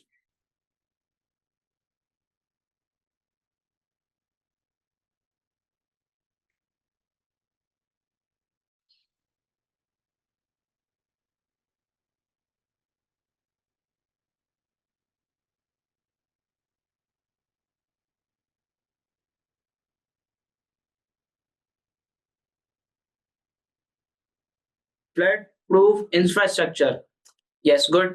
But the additional thing, flood proof infrastructure. This is the recommendation. But don't you think, Hira, we should at least explain it to one line that what would be the benefit of having this activity? Because we are suggesting someone. See, if even I am going to suggest you something, if I would say, Hira, do the practice of September 2018 SBL paper, you would ask me why, sir, I should do this. I would say, I'm just saying it, do it. You won't do it because you would ask me what will be the benefit of it. So here also you have to tell me the benefit of having this thing. And in very simple line, you will say, this will help Yexmarine to sustain the flood at its site and will save from having the loss of assets of its own and customers assets and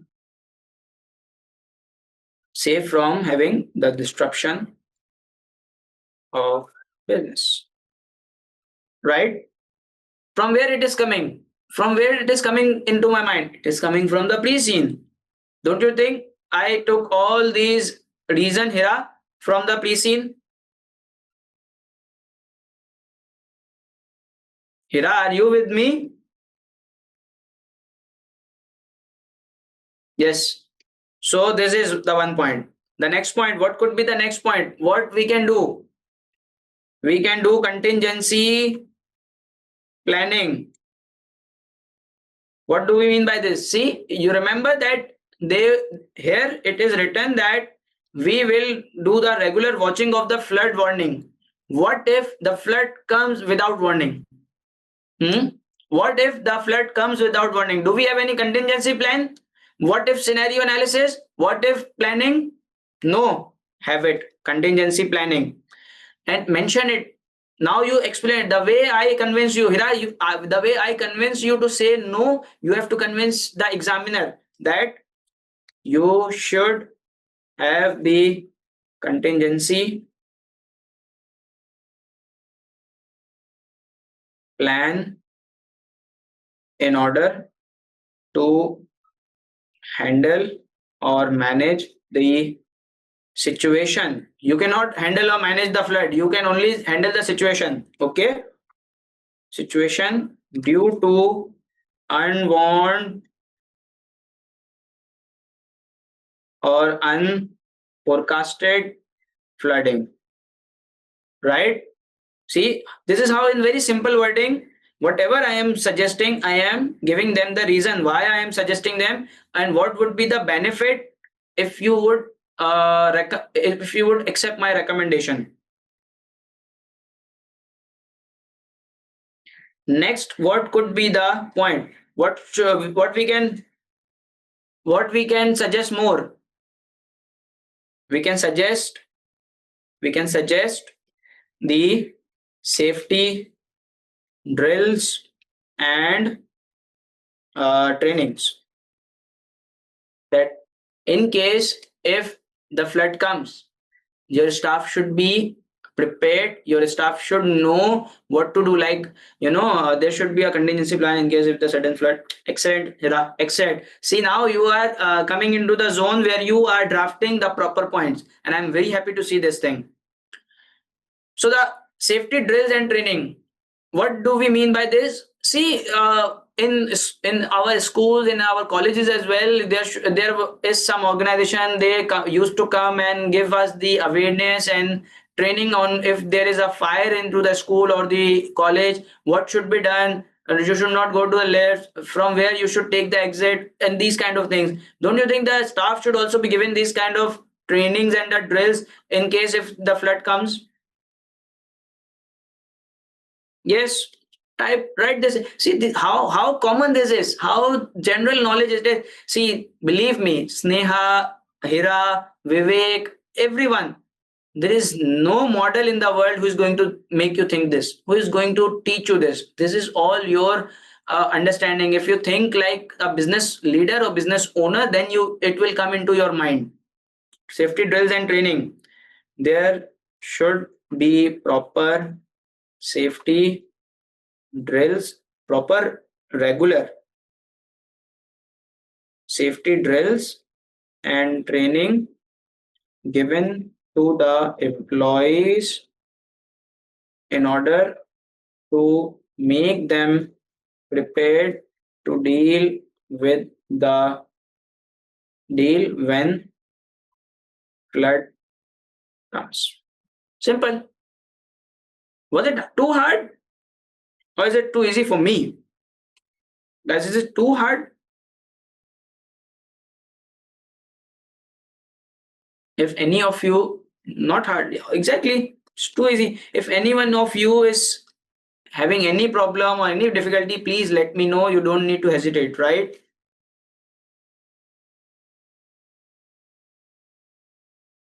So now you are getting the idea how this answer, if I am writing it for all four rays, this would be sufficient enough for 20 marks.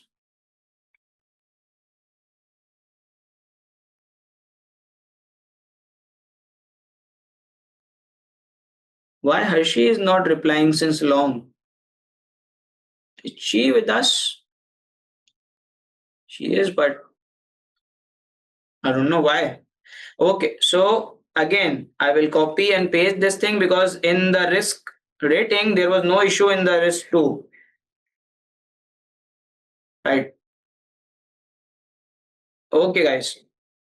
Suggest me the points.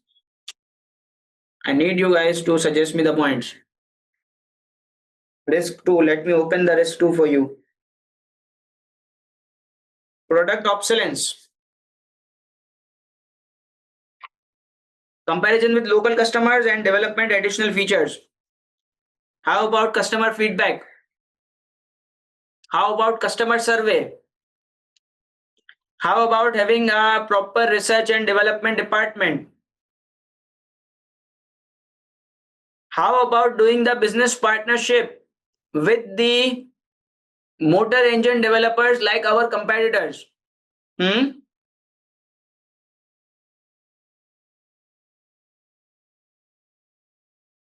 Any other idea? Guys, do we have any other idea? Adopting the technology or incorporating the technology into your product. Yes, good. So now let me start writing it.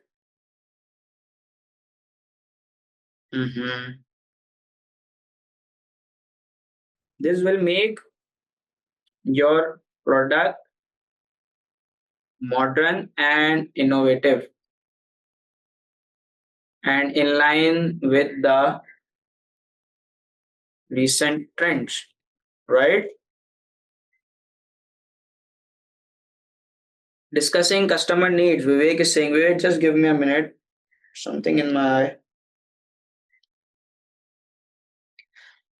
We might be missing something that we want to in the, yes, Excellent. Good point with the good argument.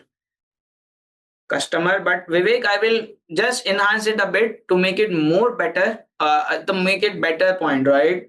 Customer survey slash feedback. Okay, it is a better word. This will help Yexmarine identify the needs of the customers and market trends and preferences of its customers. Right? Vivek, what do you think? Is it better or not? Okay, Harshi, but yes, much better. See, you have, but inshallah, you will also improve and you will also be able to draft like this if you keep on attending the class and keep on practicing. Research and development. Yexmarine should continuously do research and development, also incorporate customer needs so that it will help Yexmarine overcome this issue. Here a good point.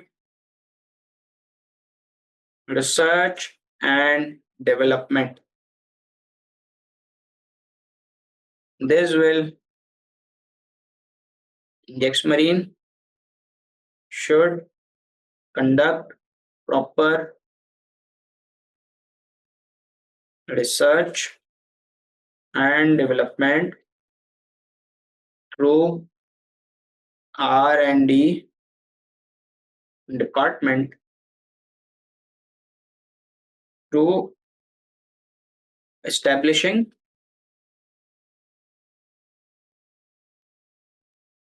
R&D department. And Hira, what do you say if I would include one more point into it and give them the KPI of the successful research and development? Would it be better or not?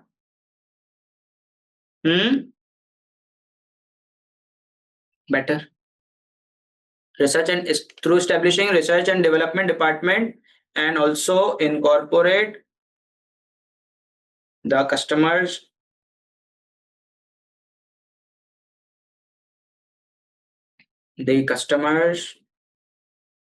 feedbacks and trends and preference into it. See, it will get too long, that is why I'm not incorporating it, but just to make you know that how can you think a lot and think about more points, right? So I guess 3 points are enough for it. See how easy now it is getting.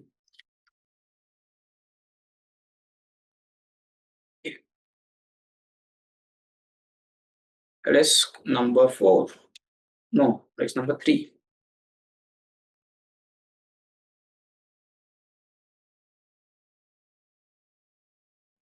What was the risk 3? Data security. Now I need you guys to give me the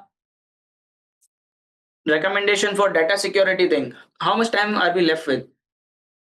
We have too much time. We can complete the paper easily. Data security. Yes, almost 1 hour. We can do it.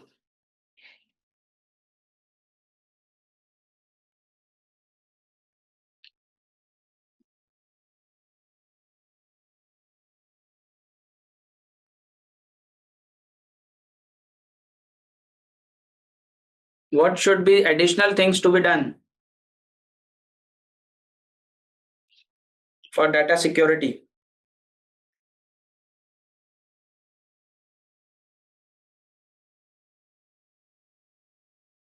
If you are not coming up with any point, we have antivirus, firewalls, software, we backup, security protection, access barrier to the staff. Don't you think we should have the proper checks to the data security with the frequency, with regular frequency, right? There should be a internal hacking attempt so that we can see if there is any loophole or not. Segregation of duties.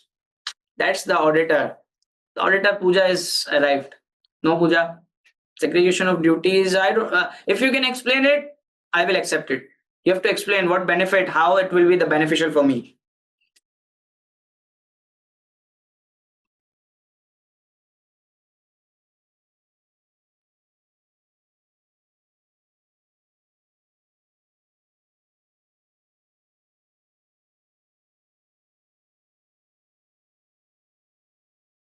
Regular change of password. Yes. See how Hira thought. Hira thought there is password protection, there should be password updation. Excellent. Breach alert. Excellent, excellent, excellent. There should be the breach alert system as well, which will identify, notify you if there is any breach. So there should be a regular conduct of data security audits to identify any potential breach or loophole in your, not our, in your data security processes, right? And then we have regular update of password. Here, would you allow me if I would say regular training of the password protection and password setting? Regular training on password protection and password confidentiality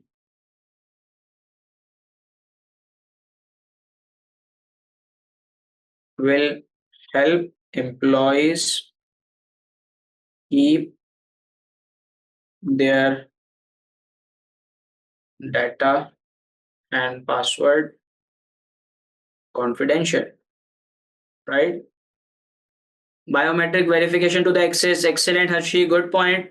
Audit checks access control, which logged in and did what did. Vivek, point good, but really, this is not appreciated the way you have drafted this thing.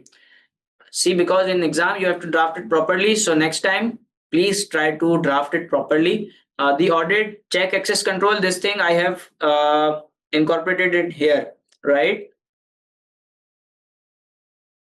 Software update for antivirus and firewall. Is this related to yes, data security? We can mention that the regular updation related to the firewall and the um, antivirus software. Good, Harshi, good. So I will take the breach alert point. Designation duties as per the designation between you are saying this segregation between the teams and access is given to those who has authority. See, this is not Pooja, this is not segregation of duties. This is the authorized access point, that the access should only be given to those people who are authorized and who has the relevance to that data. See, for example, I have the research and development data in which the customer's preferences, customer details, their taste, their needs, it is stored there, and the HR person is coming and access to it. Don't you think it is inappropriate? What the hell the HR person has to do with this data? They should not be given the access. This is something else. This should be written here. But what you are saying, that segregation of duties means that the preparer of or the doer of the work is someone else and the reviewer of the work is someone else, right? So Chinese wall points. Pooja, you have to explain it. Sorry, got it. It's okay. It's okay. It's fine. The purpose of the class is to identify the mistakes. Chinese wall points. What do we mean by this? We have to explain it. So finally, I'm just typing this thing, breach. What was the point? Alert. There should be breach alert system in place which will notify you upon the occurrence of breach and will get the mm, data storage or data will get the data systems or get the systems go offline in case of any breach or hacking attempt. What I've written that if there is any hacking attempt or breach occurred, it is notified on the spot, and the other data systems which are not affected or which are yet not been breached, they will go offline so that no one can get access to it, right? Chinese, nothing durable except COVID. Guys, anyways, okay, firewalls and Chinese walls. I don't know what were you trying to say, but anyhow, Hershey somehow got the point to have some fun. It's fine. So there is four next.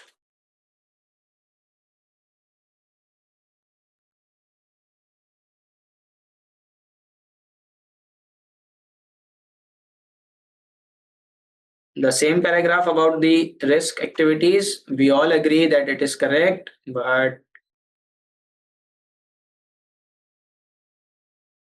there is some issue with me that if there is any issue or spelling error, I just go to correct it.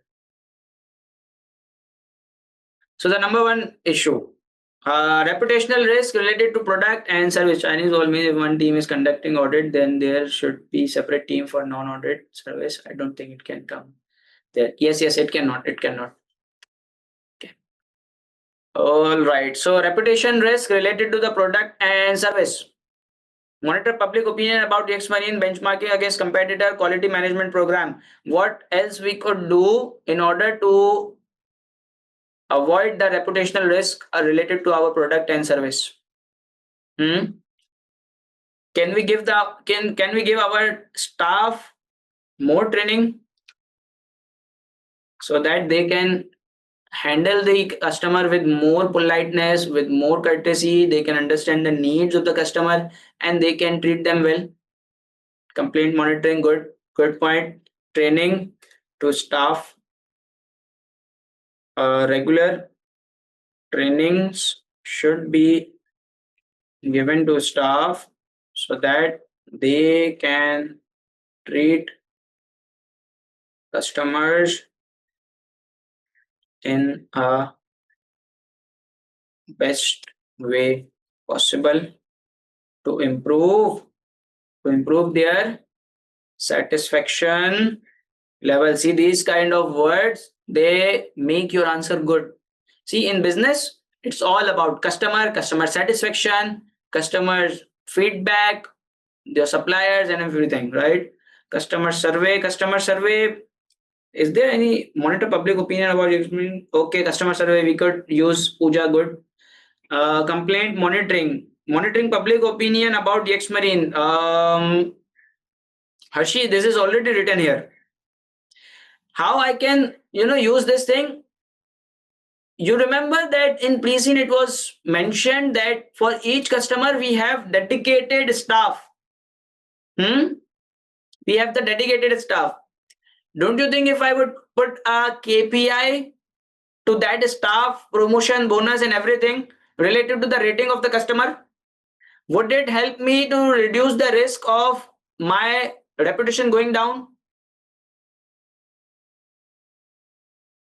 I can do this thing. Yes, I will definitely do this thing.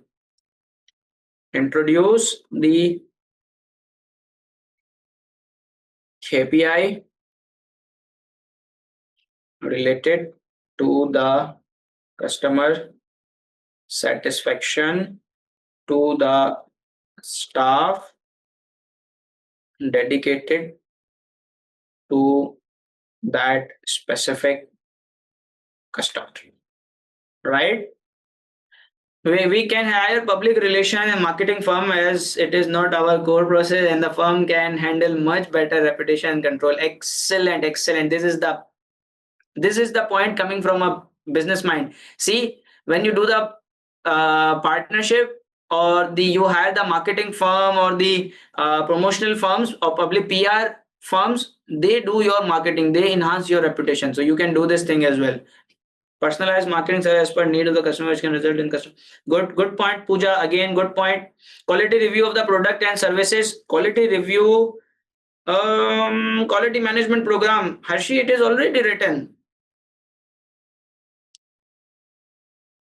So the point of Vivek is excellent. The point of Pooja is excellent. These are good points. I'm going with the Vivek point, but if Pooja wants to write her point, she can write it. There is nothing wrong in it, right? So PR and marketing, partnering with PR and marketing teams. They will they will manage their marketing and patient matters for Yexmarine, as they are expert and this is their core area. Okay. So this is the complete answer. And what do you guys think? Is it enough for 20 marks now? Each point, I would say each point would give you 2 marks. So in every risk, I have written 3 points. So 3, 3, 3, it will make 12 points, and 12 points into 2, it is 24. And also the point about the evaluation and the risk level. So it is more than enough.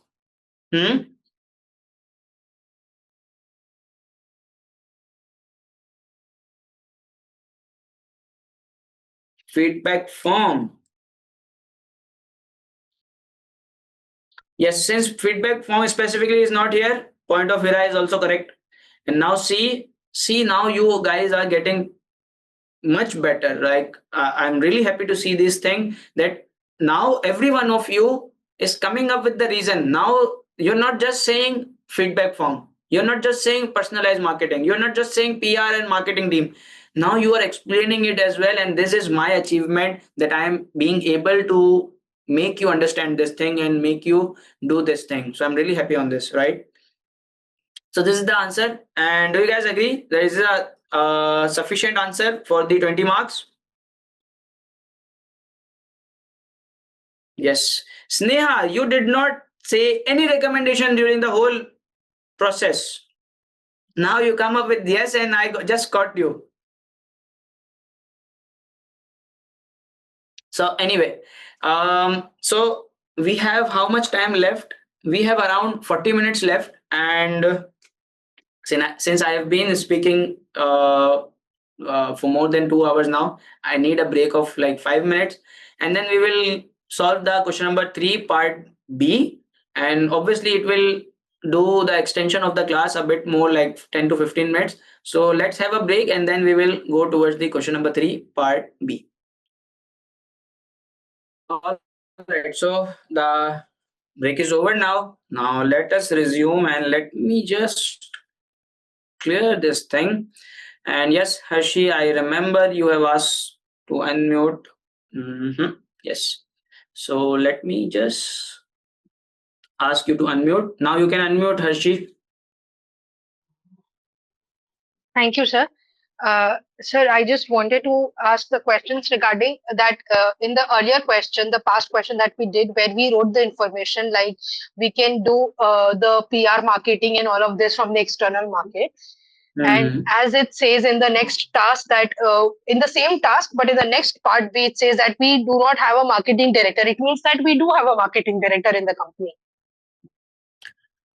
Right now we have created. Let me go and show you something in the pre-scene. Okay, in the board of director area. Yes, see. My point is just this: whether this answer of having no marketing director or having a marketing director present in the company should affect my risk mitigating pattern of me suggesting these activities, Yes. like what I can do, like add on. Would this affect my task A answer or not? Like task 2 or 3A answer. Like if you are saying that if I would recommend that you should the company should hire the marketing director as soon as possible, is it? No, no. The point is that company already has a market. Right now it is absent, Oh, but we have suggested a risk mitigating activity that we should hire the PR team or the marketing team to do see, our marketing and for the we reputation are the manage. So does this interrelate my answer or not in anyhow affect my answer uh, writing? no, I'm unable to understand your answer. Like, what is your answer? What are you recommending? So can I say it in Hindi? Yes, sure, you can.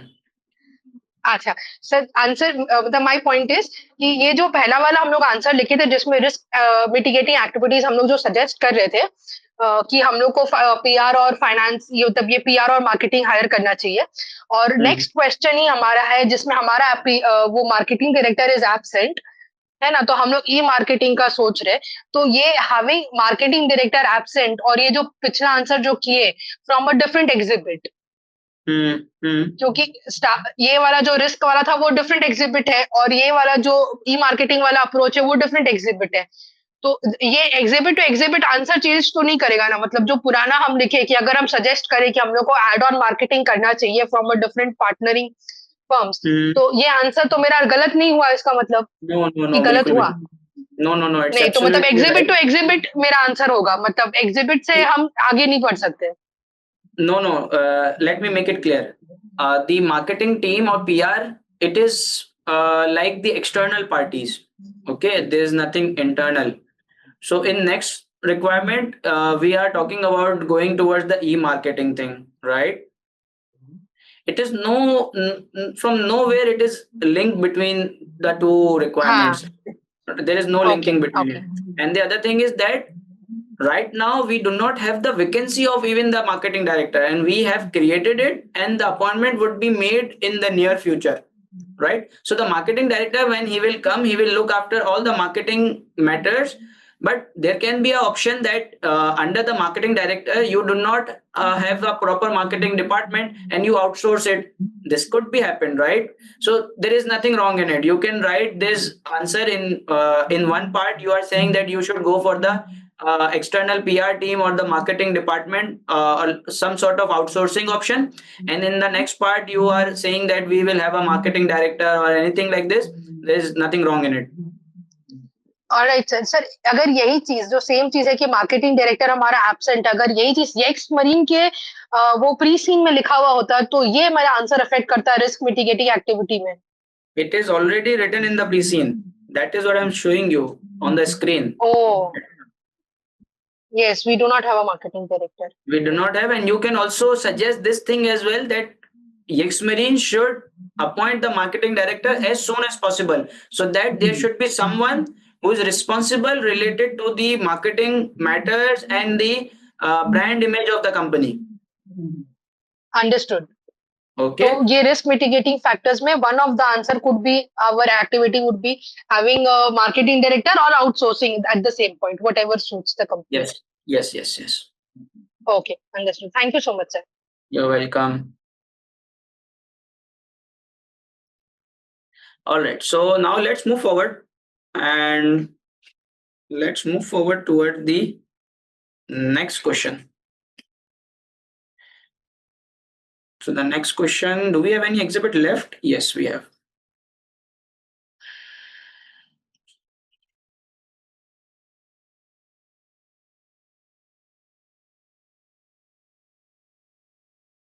In current absence of the marketing director, Yexmarine chief executive is looking at the ways in which Yexmarine can benefit from e-marketing.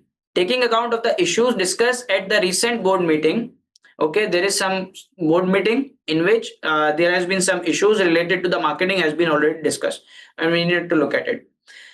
Prepare briefing notes for the boards which assesses the benefits that using e-marketing methods can provide for Yexmarine. So the board has already been exploring using the e-marketing. Now you are required to tell them what would be the benefits of using e-marketing. And you know what?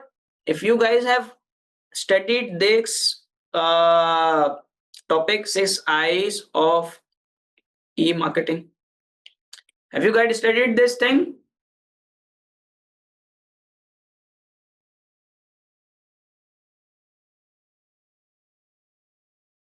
No. Okay. No worries. We will discuss this thing. This is the main topic of the SBL 6 I's of e-marketing. So these 6 I's are actually the benefit of the e-marketing. So you can copy and paste them, right? So this is how you are going to link your studies into your answer, right? And for those Sneha and Harshi, don't need to worry.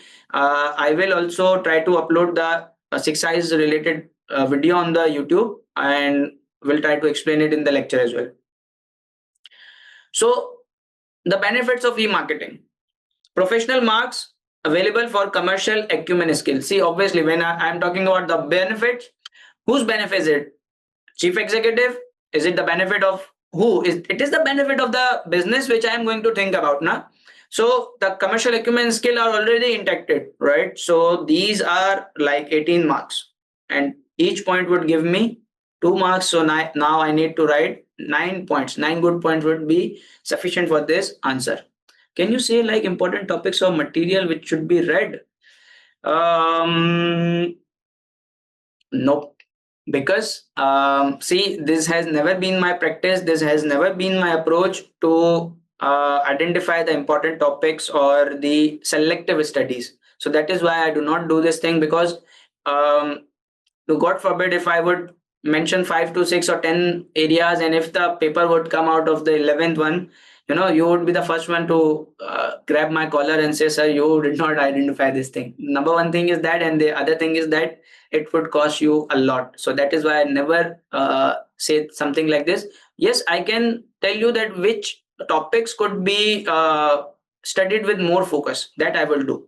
But for that, I have to wait for the pre-scene of the coming attempt so that I can tell you. Yes. I will tell you.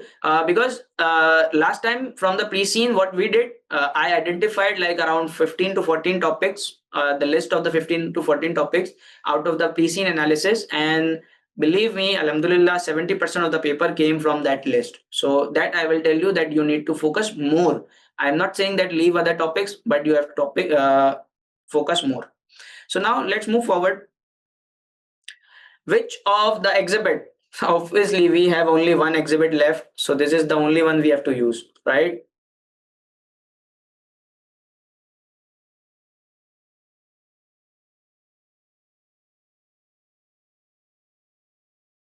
Okay. So the exhibit number 4, board meeting on marketing approach. They are discussing this thing, obviously, because there is no marketing director. So they are asking us. Okay. Chief executive is saying, I am concerned that our product and our marketing approach are old fashioned and we are lagging in the third place behind our main competitor. So don't you think that if we would go to the e-marketing, that this issue would be my benefit? Guys, see, this is how you have to develop the skill. They are themselves saying that we are old fashioned, we are lagging behind the third place in the market. So if I would go toward the e-marketing, my approach would be modern. Number one benefit, right? So see how I identify the benefit out of it. Are you guys getting my point? Let's move forward. Chairman, we score higher than our competitor in care we give to customers. Our after sales service and the repair work we do have been very successful over the years and treating our customer as part of the community with us at the center. Okay. Finance director, I can see the logic for developing online communities on social media. Okay. But we must remember that our customers are individual as well. If they are individual, can't you go towards the individual level marketing? Individualized marketing. We can. I don't think that the traditional marketing methods we have been using that are well targeted. Yes, individual or the targeted marketing, right? These are the same points. See, they are already giving you the words. They are giving you the answer. But you have to just be aware, and if you have studied the 6 eyes of e-marketing topic, then you can identify this. I believe that we have paid insufficient attention to using our marketing to develop enhanced relations with our individual customers. Again, if you would go towards the targeted marketing and individualized marketing, then we would be able to do this thing. We have greatly increased the amount of data we hold about our customer over the last few years. Okay, whilst we have made use of it to some extent, we need to do some much more organized and effective way.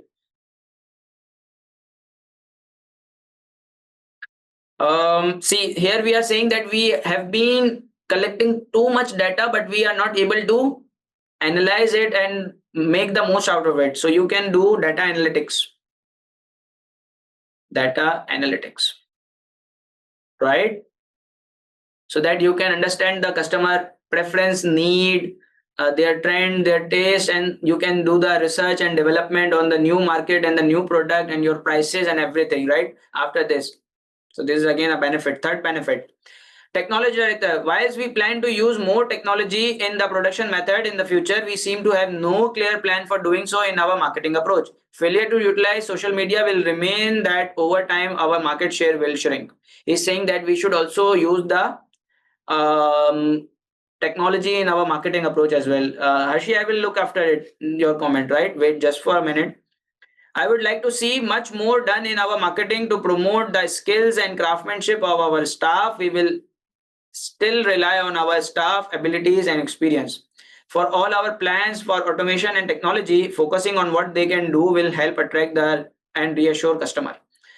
Okay. Putting our staff at the front end for our marketing message will also boost the staff morale, as we know that they are concerned about the transformation plans. They were announced at the staff briefing, and I have heard some are looking for the new job elsewhere. All right. So he's saying that if we would use them as our marketing person, if we can use them into the marketing promotional videos, it would be beneficial and it will also increase their morale and feel them involved. Okay. All right.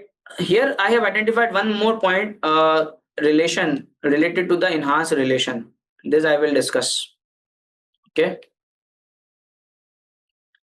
My main concern is that our marketing must effectively promote the product in which we are making major new investment over the next few years. As we know, we are still some way from recruiting a new marketing director. We need some guidance quickly on how our online marketing can address the issues. All right. So here from the customer relationship, don't you think through e-marketing I can implement a CRM program, customer relationship program? Those who have studied this thing would get that what is customer relationship, that you understand the customer needs, you understand the customer preferences, you stay in the regular contact with your customer, you check on them, you take their feedback, and accordingly you make the changes into your product and get them back with the advanced or the improved product. So that is how you are able to maintain your relationship with the customer, and this is called the customer relationship management, right? So again, these are the benefits or advantages. I would say these 4 advantages I have just identified after reading the exhibit. These are already present here, and the others 5 point I have to think about, right? So we will think. I'm giving you guys 2 minutes to think about the just I need the headings like this, right? I don't need the full point. I just need the headings of the other benefits if I would go towards the e-marketing, what it would be. And in the meantime, let me go towards the answers. Cater to individuals marketing, like collecting raw data to personalize them. Yes. Harshi, this is a very general thing. It is used in the data analytics, it is used in the CRM, it is used in the individualized marketing and the targeted as well. So you can use this point in all of these 3 points, right? It is correct. But the individualized marketing is something else, I will tell you. So guys, I need you to write 5 more benefits of using the e-marketing platform.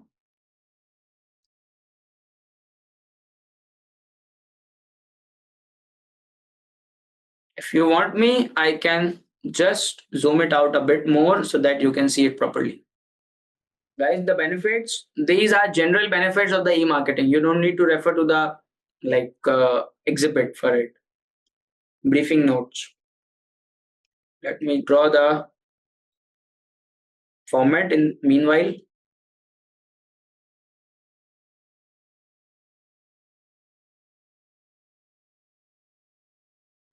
All right. So Vivek has written broaden the market beyond geographical reach. Excellent point. This I was looking. With physical office, we can only reach clients close to us, but with e-marketing, we can technically reach worldwide. Super point. Super point. Well explained. Well explained. Less risk and cost efficient. Cost efficient thing, I agree with you, Sneha. Okay. Explanation part, I'm leaving it. But for the less risk, how it is less risky? Cost effective than old fashioned marketing. Again, agree with you, Harshi. E-marketing is cheaper than the traditional marketing and can also focus on direct marketing. For example, billboard, which will reach all, but direct mails and global Google trend can be used to reach direct client. Excellent marketing. Excellent. This is called the individualized marketing. This is called Vivek. Excellent. Excellent. And the other points, if someone could come up with the one more point. Do you remember we have the customers in pre-scene? It was written, Sneha, you were present yesterday. Harshi, you were present yesterday. Hira was present yesterday. Do you remember? It was mentioned that we have customers over 50 years age. If I would go to e-marketing, don't you think I would be? Yes, yes, yes. This was the point I was trying to get from you guys. We can attract the younger generation. We can attract the younger generation. Cost benefit as well. And the other thing is that what I was thinking, it just went out of my mind. Anyways, what else? The benefit we can have? We can have the can't we use the data into our research and development data analytics thing? Can we use the e-marketing data into our research and development? If we would go towards the e-marketing and we will collect the data, we will do the data analytics and we can use it for the research and development. And also, do you remember in the exhibit it was written that if we would use the employees to advertise our product and everything, it would be better. CRM relationship, CRM strategy, which we already discussed, correct? But already discussed. If I would put my customers' feedback, if I would advertise my customer reviews about me on my website, don't you think it would be a source of trust for the other customers? They would also be motivated to buy from me. They would have a trust that yes, this website is trustworthy. We should buy from it. So because I have a loyal customer base, I have a customer who are satisfied with me. Can I ask them to write a feedbacks for me, give me a rating independently, whatever they want to, right? And then I will market them on my website. Will it help me to attract the other customers and give the transparency to them?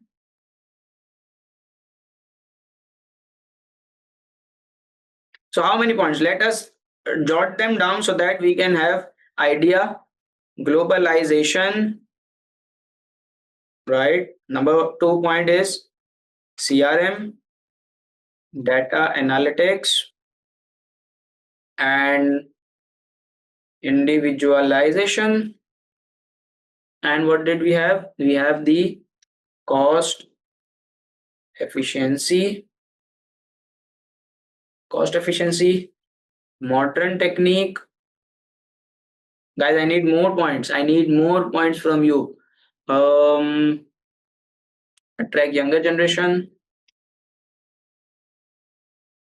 Can I have 2 more points? Can I have 2 more points? Or we are out of the points of the benefits of the e-marketing.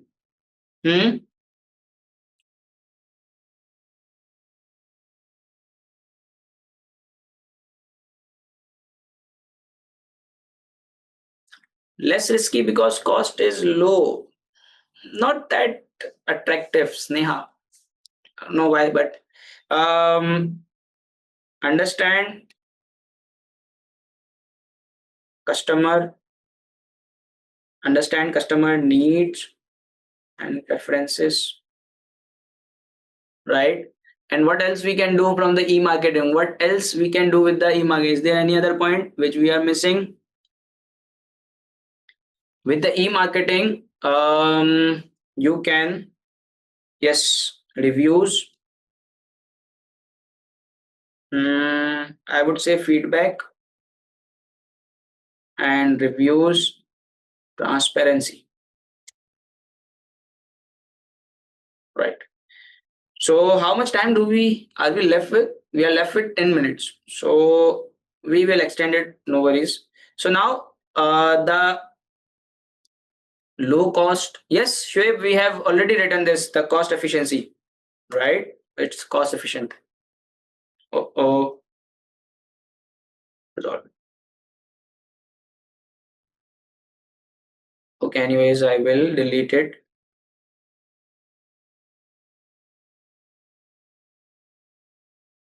Yes. So let us move towards the format thing, the briefing notes to board of director. We are Trenard consultant. Subject benefits of e-marketing. Very short, very simple. Date September. Introduction. From where we are going to copy and paste our introduction paragraph. From where we are going to copy and paste our introduction paragraph. Can I do it from here?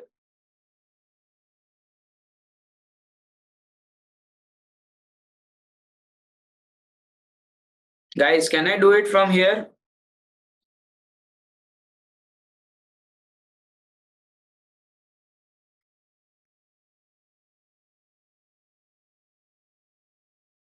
I will do it from here.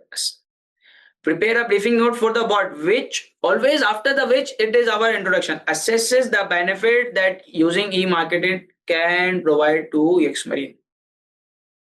Fine.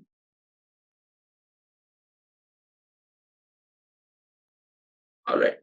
So there I am with the opening paragraph. And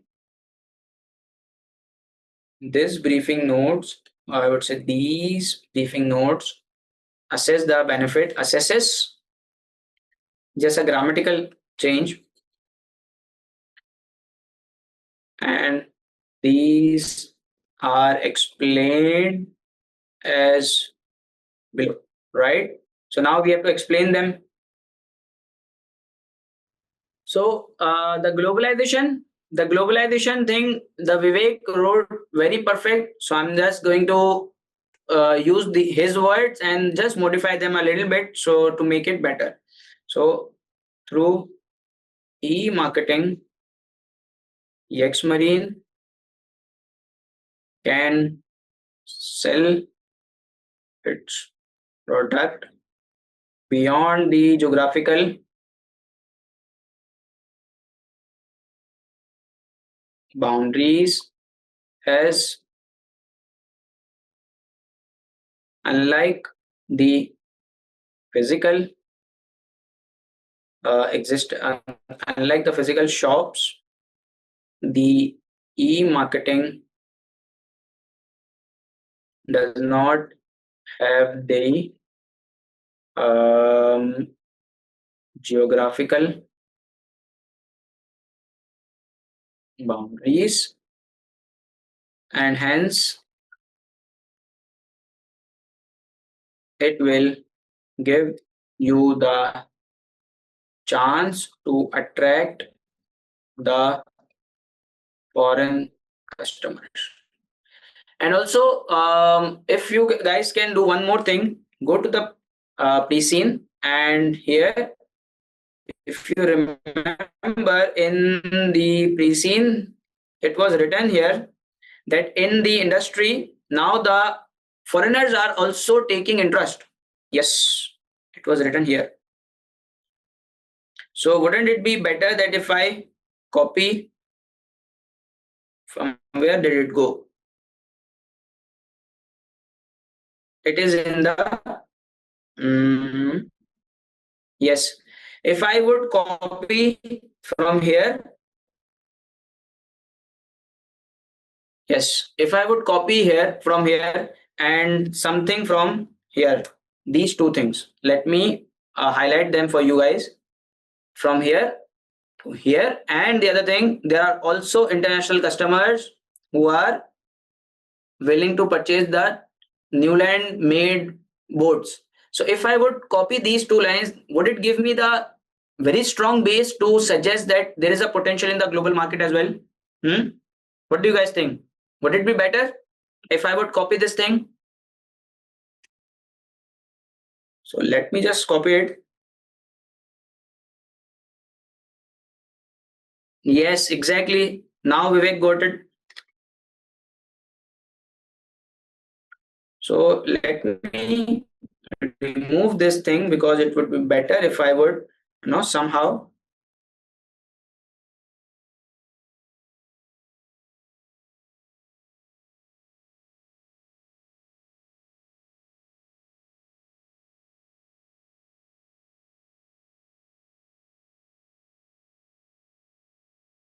Yes, right. So this is the base, and now I will say that the through e-marketing, Yexmarine can attract the foreign customers as well as the e-marketing does not have the geographical boundaries, and yes, you can reach to the reach worldwide, right? And what will happen? It will, and this will result in increase of your market share. All right. See, by looking at this point, it seemed like it's too big, but believe me, only these two lines I have written. The other is everything copy paste. So if you are very good at, you have a very good grip at pre-scene, and if you are very good at linking things, it would be a very easy thing for you, right? Otherwise, it's fine if you would be writing a general point that globalization will give you the edge, but it would be much better that if you could connect it with the scenario, right? The other thing, CRM. What do you think about the CRM thing? Here, let us go to the exhibit and see. In exhibit, it was mentioned that who was saying this thing? This person. This person, the finance director, he was saying that I believe that we have paid insufficient attention to using our marketing to develop and enhance relationship with our customers. So you can copy and paste this thing. Again, I cannot copy it from here because it's in a pictorial form, right? So I will just try to use these words into my answer, right? And you can in exam copy and paste everything, right? So just to give you idea, so I will write it as per the finance director, Yexmarine has not paid sufficient attention to what, to using our marketing to develop, to using marketing to develop and enhance relations with the customers. Through CRM, you can understand the needs of the customer and make the changes that it is easier to interact with the customer along with the quick responses. This also helps in understanding the customer feedback and necessary improvement can be made. This can provide customer satisfaction and increase the customer base and loyalty. Right. Sneha, perfect point, but just it would make it better that if you would link it with the exhibit. See, the way I copied the relevant point from the exhibit, which made me think about this point, right? The finance director was complaining about this thing or this approach of the Yexmarine. So I just took it and I copied it this thing, and now after this line, I would copy and paste the same answer of the Sneha and it would make a perfect point, right? So this is, I will write through e-marketing, Yexmarine can enable to go for the customer relationship management program. This will help you understand the customer behavior, nature, preferences, and trends,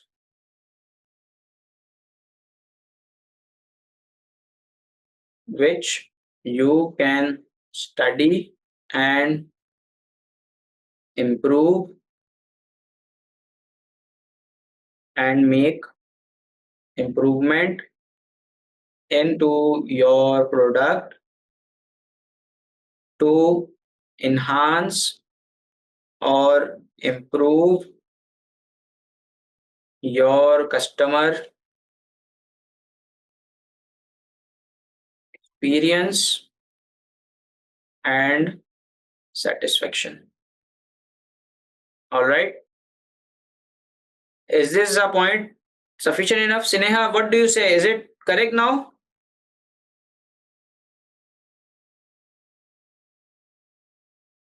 Sineha, is it good? Now we have linked it with the scenario as well. Now it is company related. Okay. Okay, perfect. So let us move forward a bit and talk about the other point. Data analytics. In exhibit, it is also written that mhm, we are greatly increased in the amount of data we hold about our customers over the last few years. I'm talking about this line.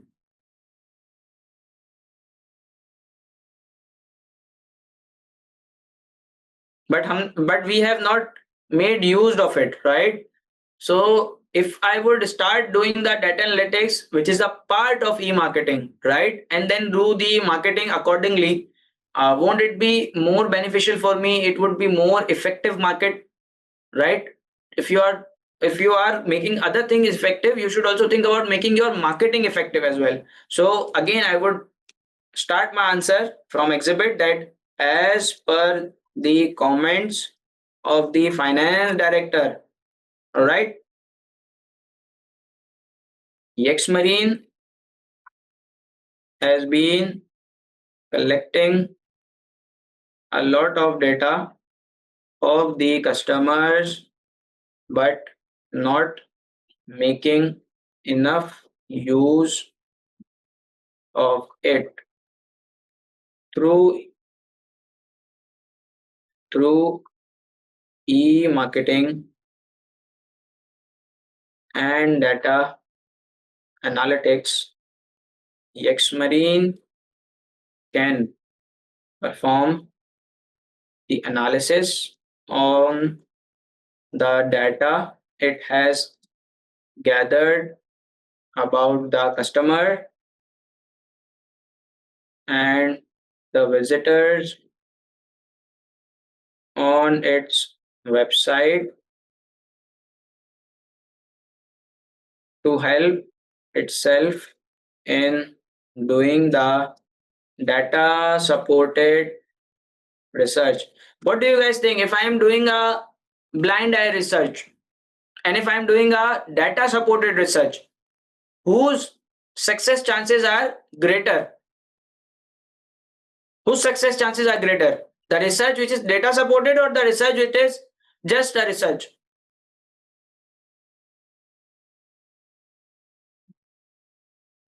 Obviously, data supported. Yes, Sneha.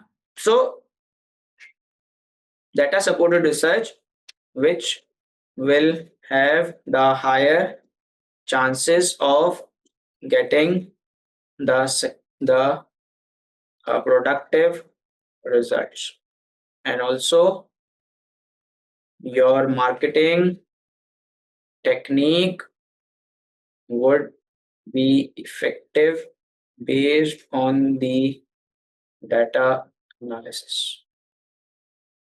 All right. Is there anything we need to discuss in this answer, or we can move forward?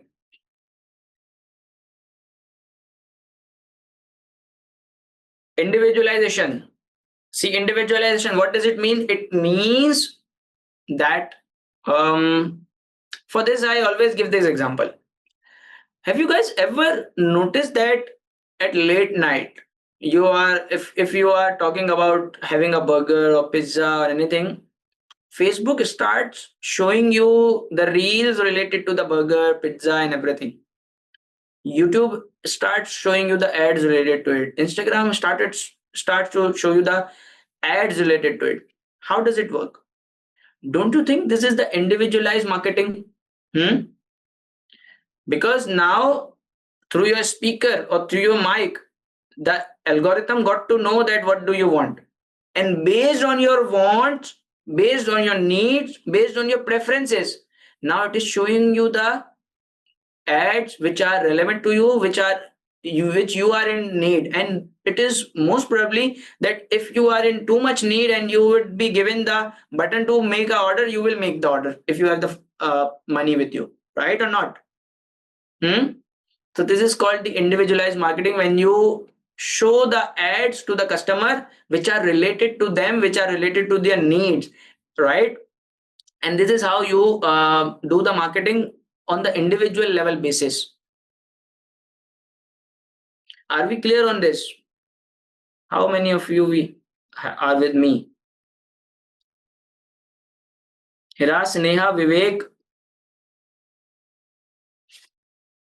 I know you guys must be tired and exhausted. Obviously, it's a long class, but again, we have to stick to it, and inshallah, this will give us the results, right? So, individualization through e-marketing and data collected from the websites.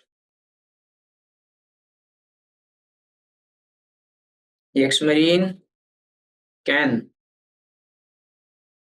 opt for the e-marketing techniques by e-marketing, opt for the individualized marketing and promotional messages as to the customers or group of customers based on their needs and preferences. This will enhance, or this will increase the market share and probability of customer making the order. Let me just rephrase it. That will increase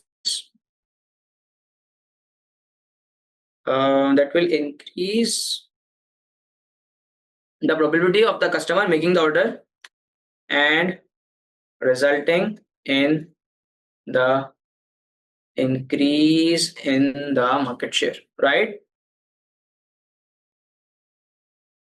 So guys, for the cost efficiency, it was the point which you guys have already discussed. Modern techniques, you will copy it from here.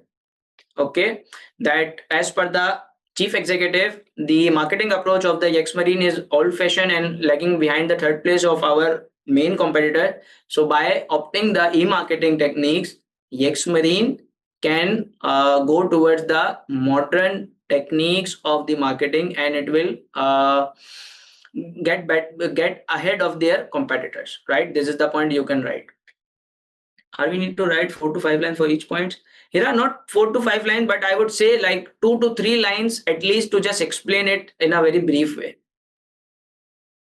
So cost efficiency, modern technique, attract younger generation. This is again a very easy point that you will copy it from the pre-scene, or even you can write it in your own words that the majority of the customers of the Yexmarine are above 50 years, right? So through e-marketing, the Yexmarine can attract the younger generation which are present on the social media platform and the e-marketing platform or the website, right? And who are the generation young people who prefers online buying. This will increase your market share. Again, the commercial acumen skill. Understand customer preference and need. You can again put it into the other point, and you can also replace it with one more point that will enable you to become the market leader. How? Let me explain you. Do you remember that in pre-scene they told us that social media has not been yet utilized to the maximum potential by anyone? Like, and no one is using the social media as much as it should be used. So if Yexmarine becomes the first one to use it, don't you think that Yexmarine will get ahead of all the competitors and it will become the market leader? Because you are doing something that others are not doing. So it will give you the competitive edge as well.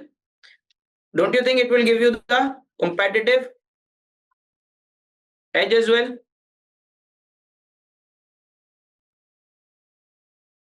Industry leads, exactly. You will become the leader of the industry because you have explored the e-marketing option and now you are catering the needs of the customer. You are becoming global. You are doing data analytics. You are doing CRM, everything.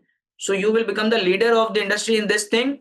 And even if the others will start doing this thing, they can never beat you because you have excelled too ahead of them. Getting my point? And the feedbacks and the review and transparency. This I explained to you that you will always start the point from the fact which is given in the exhibit or the pre-scene, that Yexmarine has the very loyal customer base and the customers are satisfied with the Yexmarine. Also in the pre-scene we have a graph which shows this thing. Let me show you. In the pre-scene, yes, the customer satisfaction graph has been increasing. See this thing.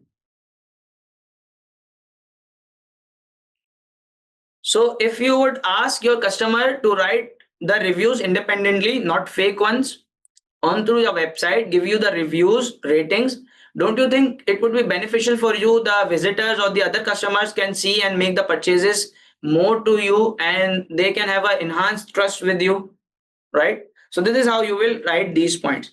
So I guess now I am feeling that you guys are also low on energy as well. I can write these things, but these 5 points, who there are participants, let me remember their name: Vivek, Sneha, Shweb, Harshi. So these participants, guys, you will write these points and send it to me on WhatsApp till 12 p.m. tonight, like in within 3 hours. You can have some break and then send it to me. I will review it and will give you the comment on it, right, on the WhatsApp. And after that, I will also give you guys this answer properly drafted. Hmm. What you have to do for the next week assignment till the next class, you have to attempt this paper by your own properly, okay, and then have to match it with my answer and then see what is the difference, where you are lacking, what are the mistakes you are making, right? This is the assignment for the next week. So here, let us conclude the class, and thank you so much for everyone to join it, and I hope that these classes are very beneficial to you. No, Sneha, we don't need to include the conclusion paragraph because it is not required. Until and unless you are not required to give the conclusion, you are not supposed to give it, right? Harshi, we will be doing, I will like tell you around 4 to 5 days in advance. Don't worry. So let's call this class off, and thank you so much for joining, and I hope this was a very beneficial session for you. Take care till then. Take care of yourself. Allah Hafiz.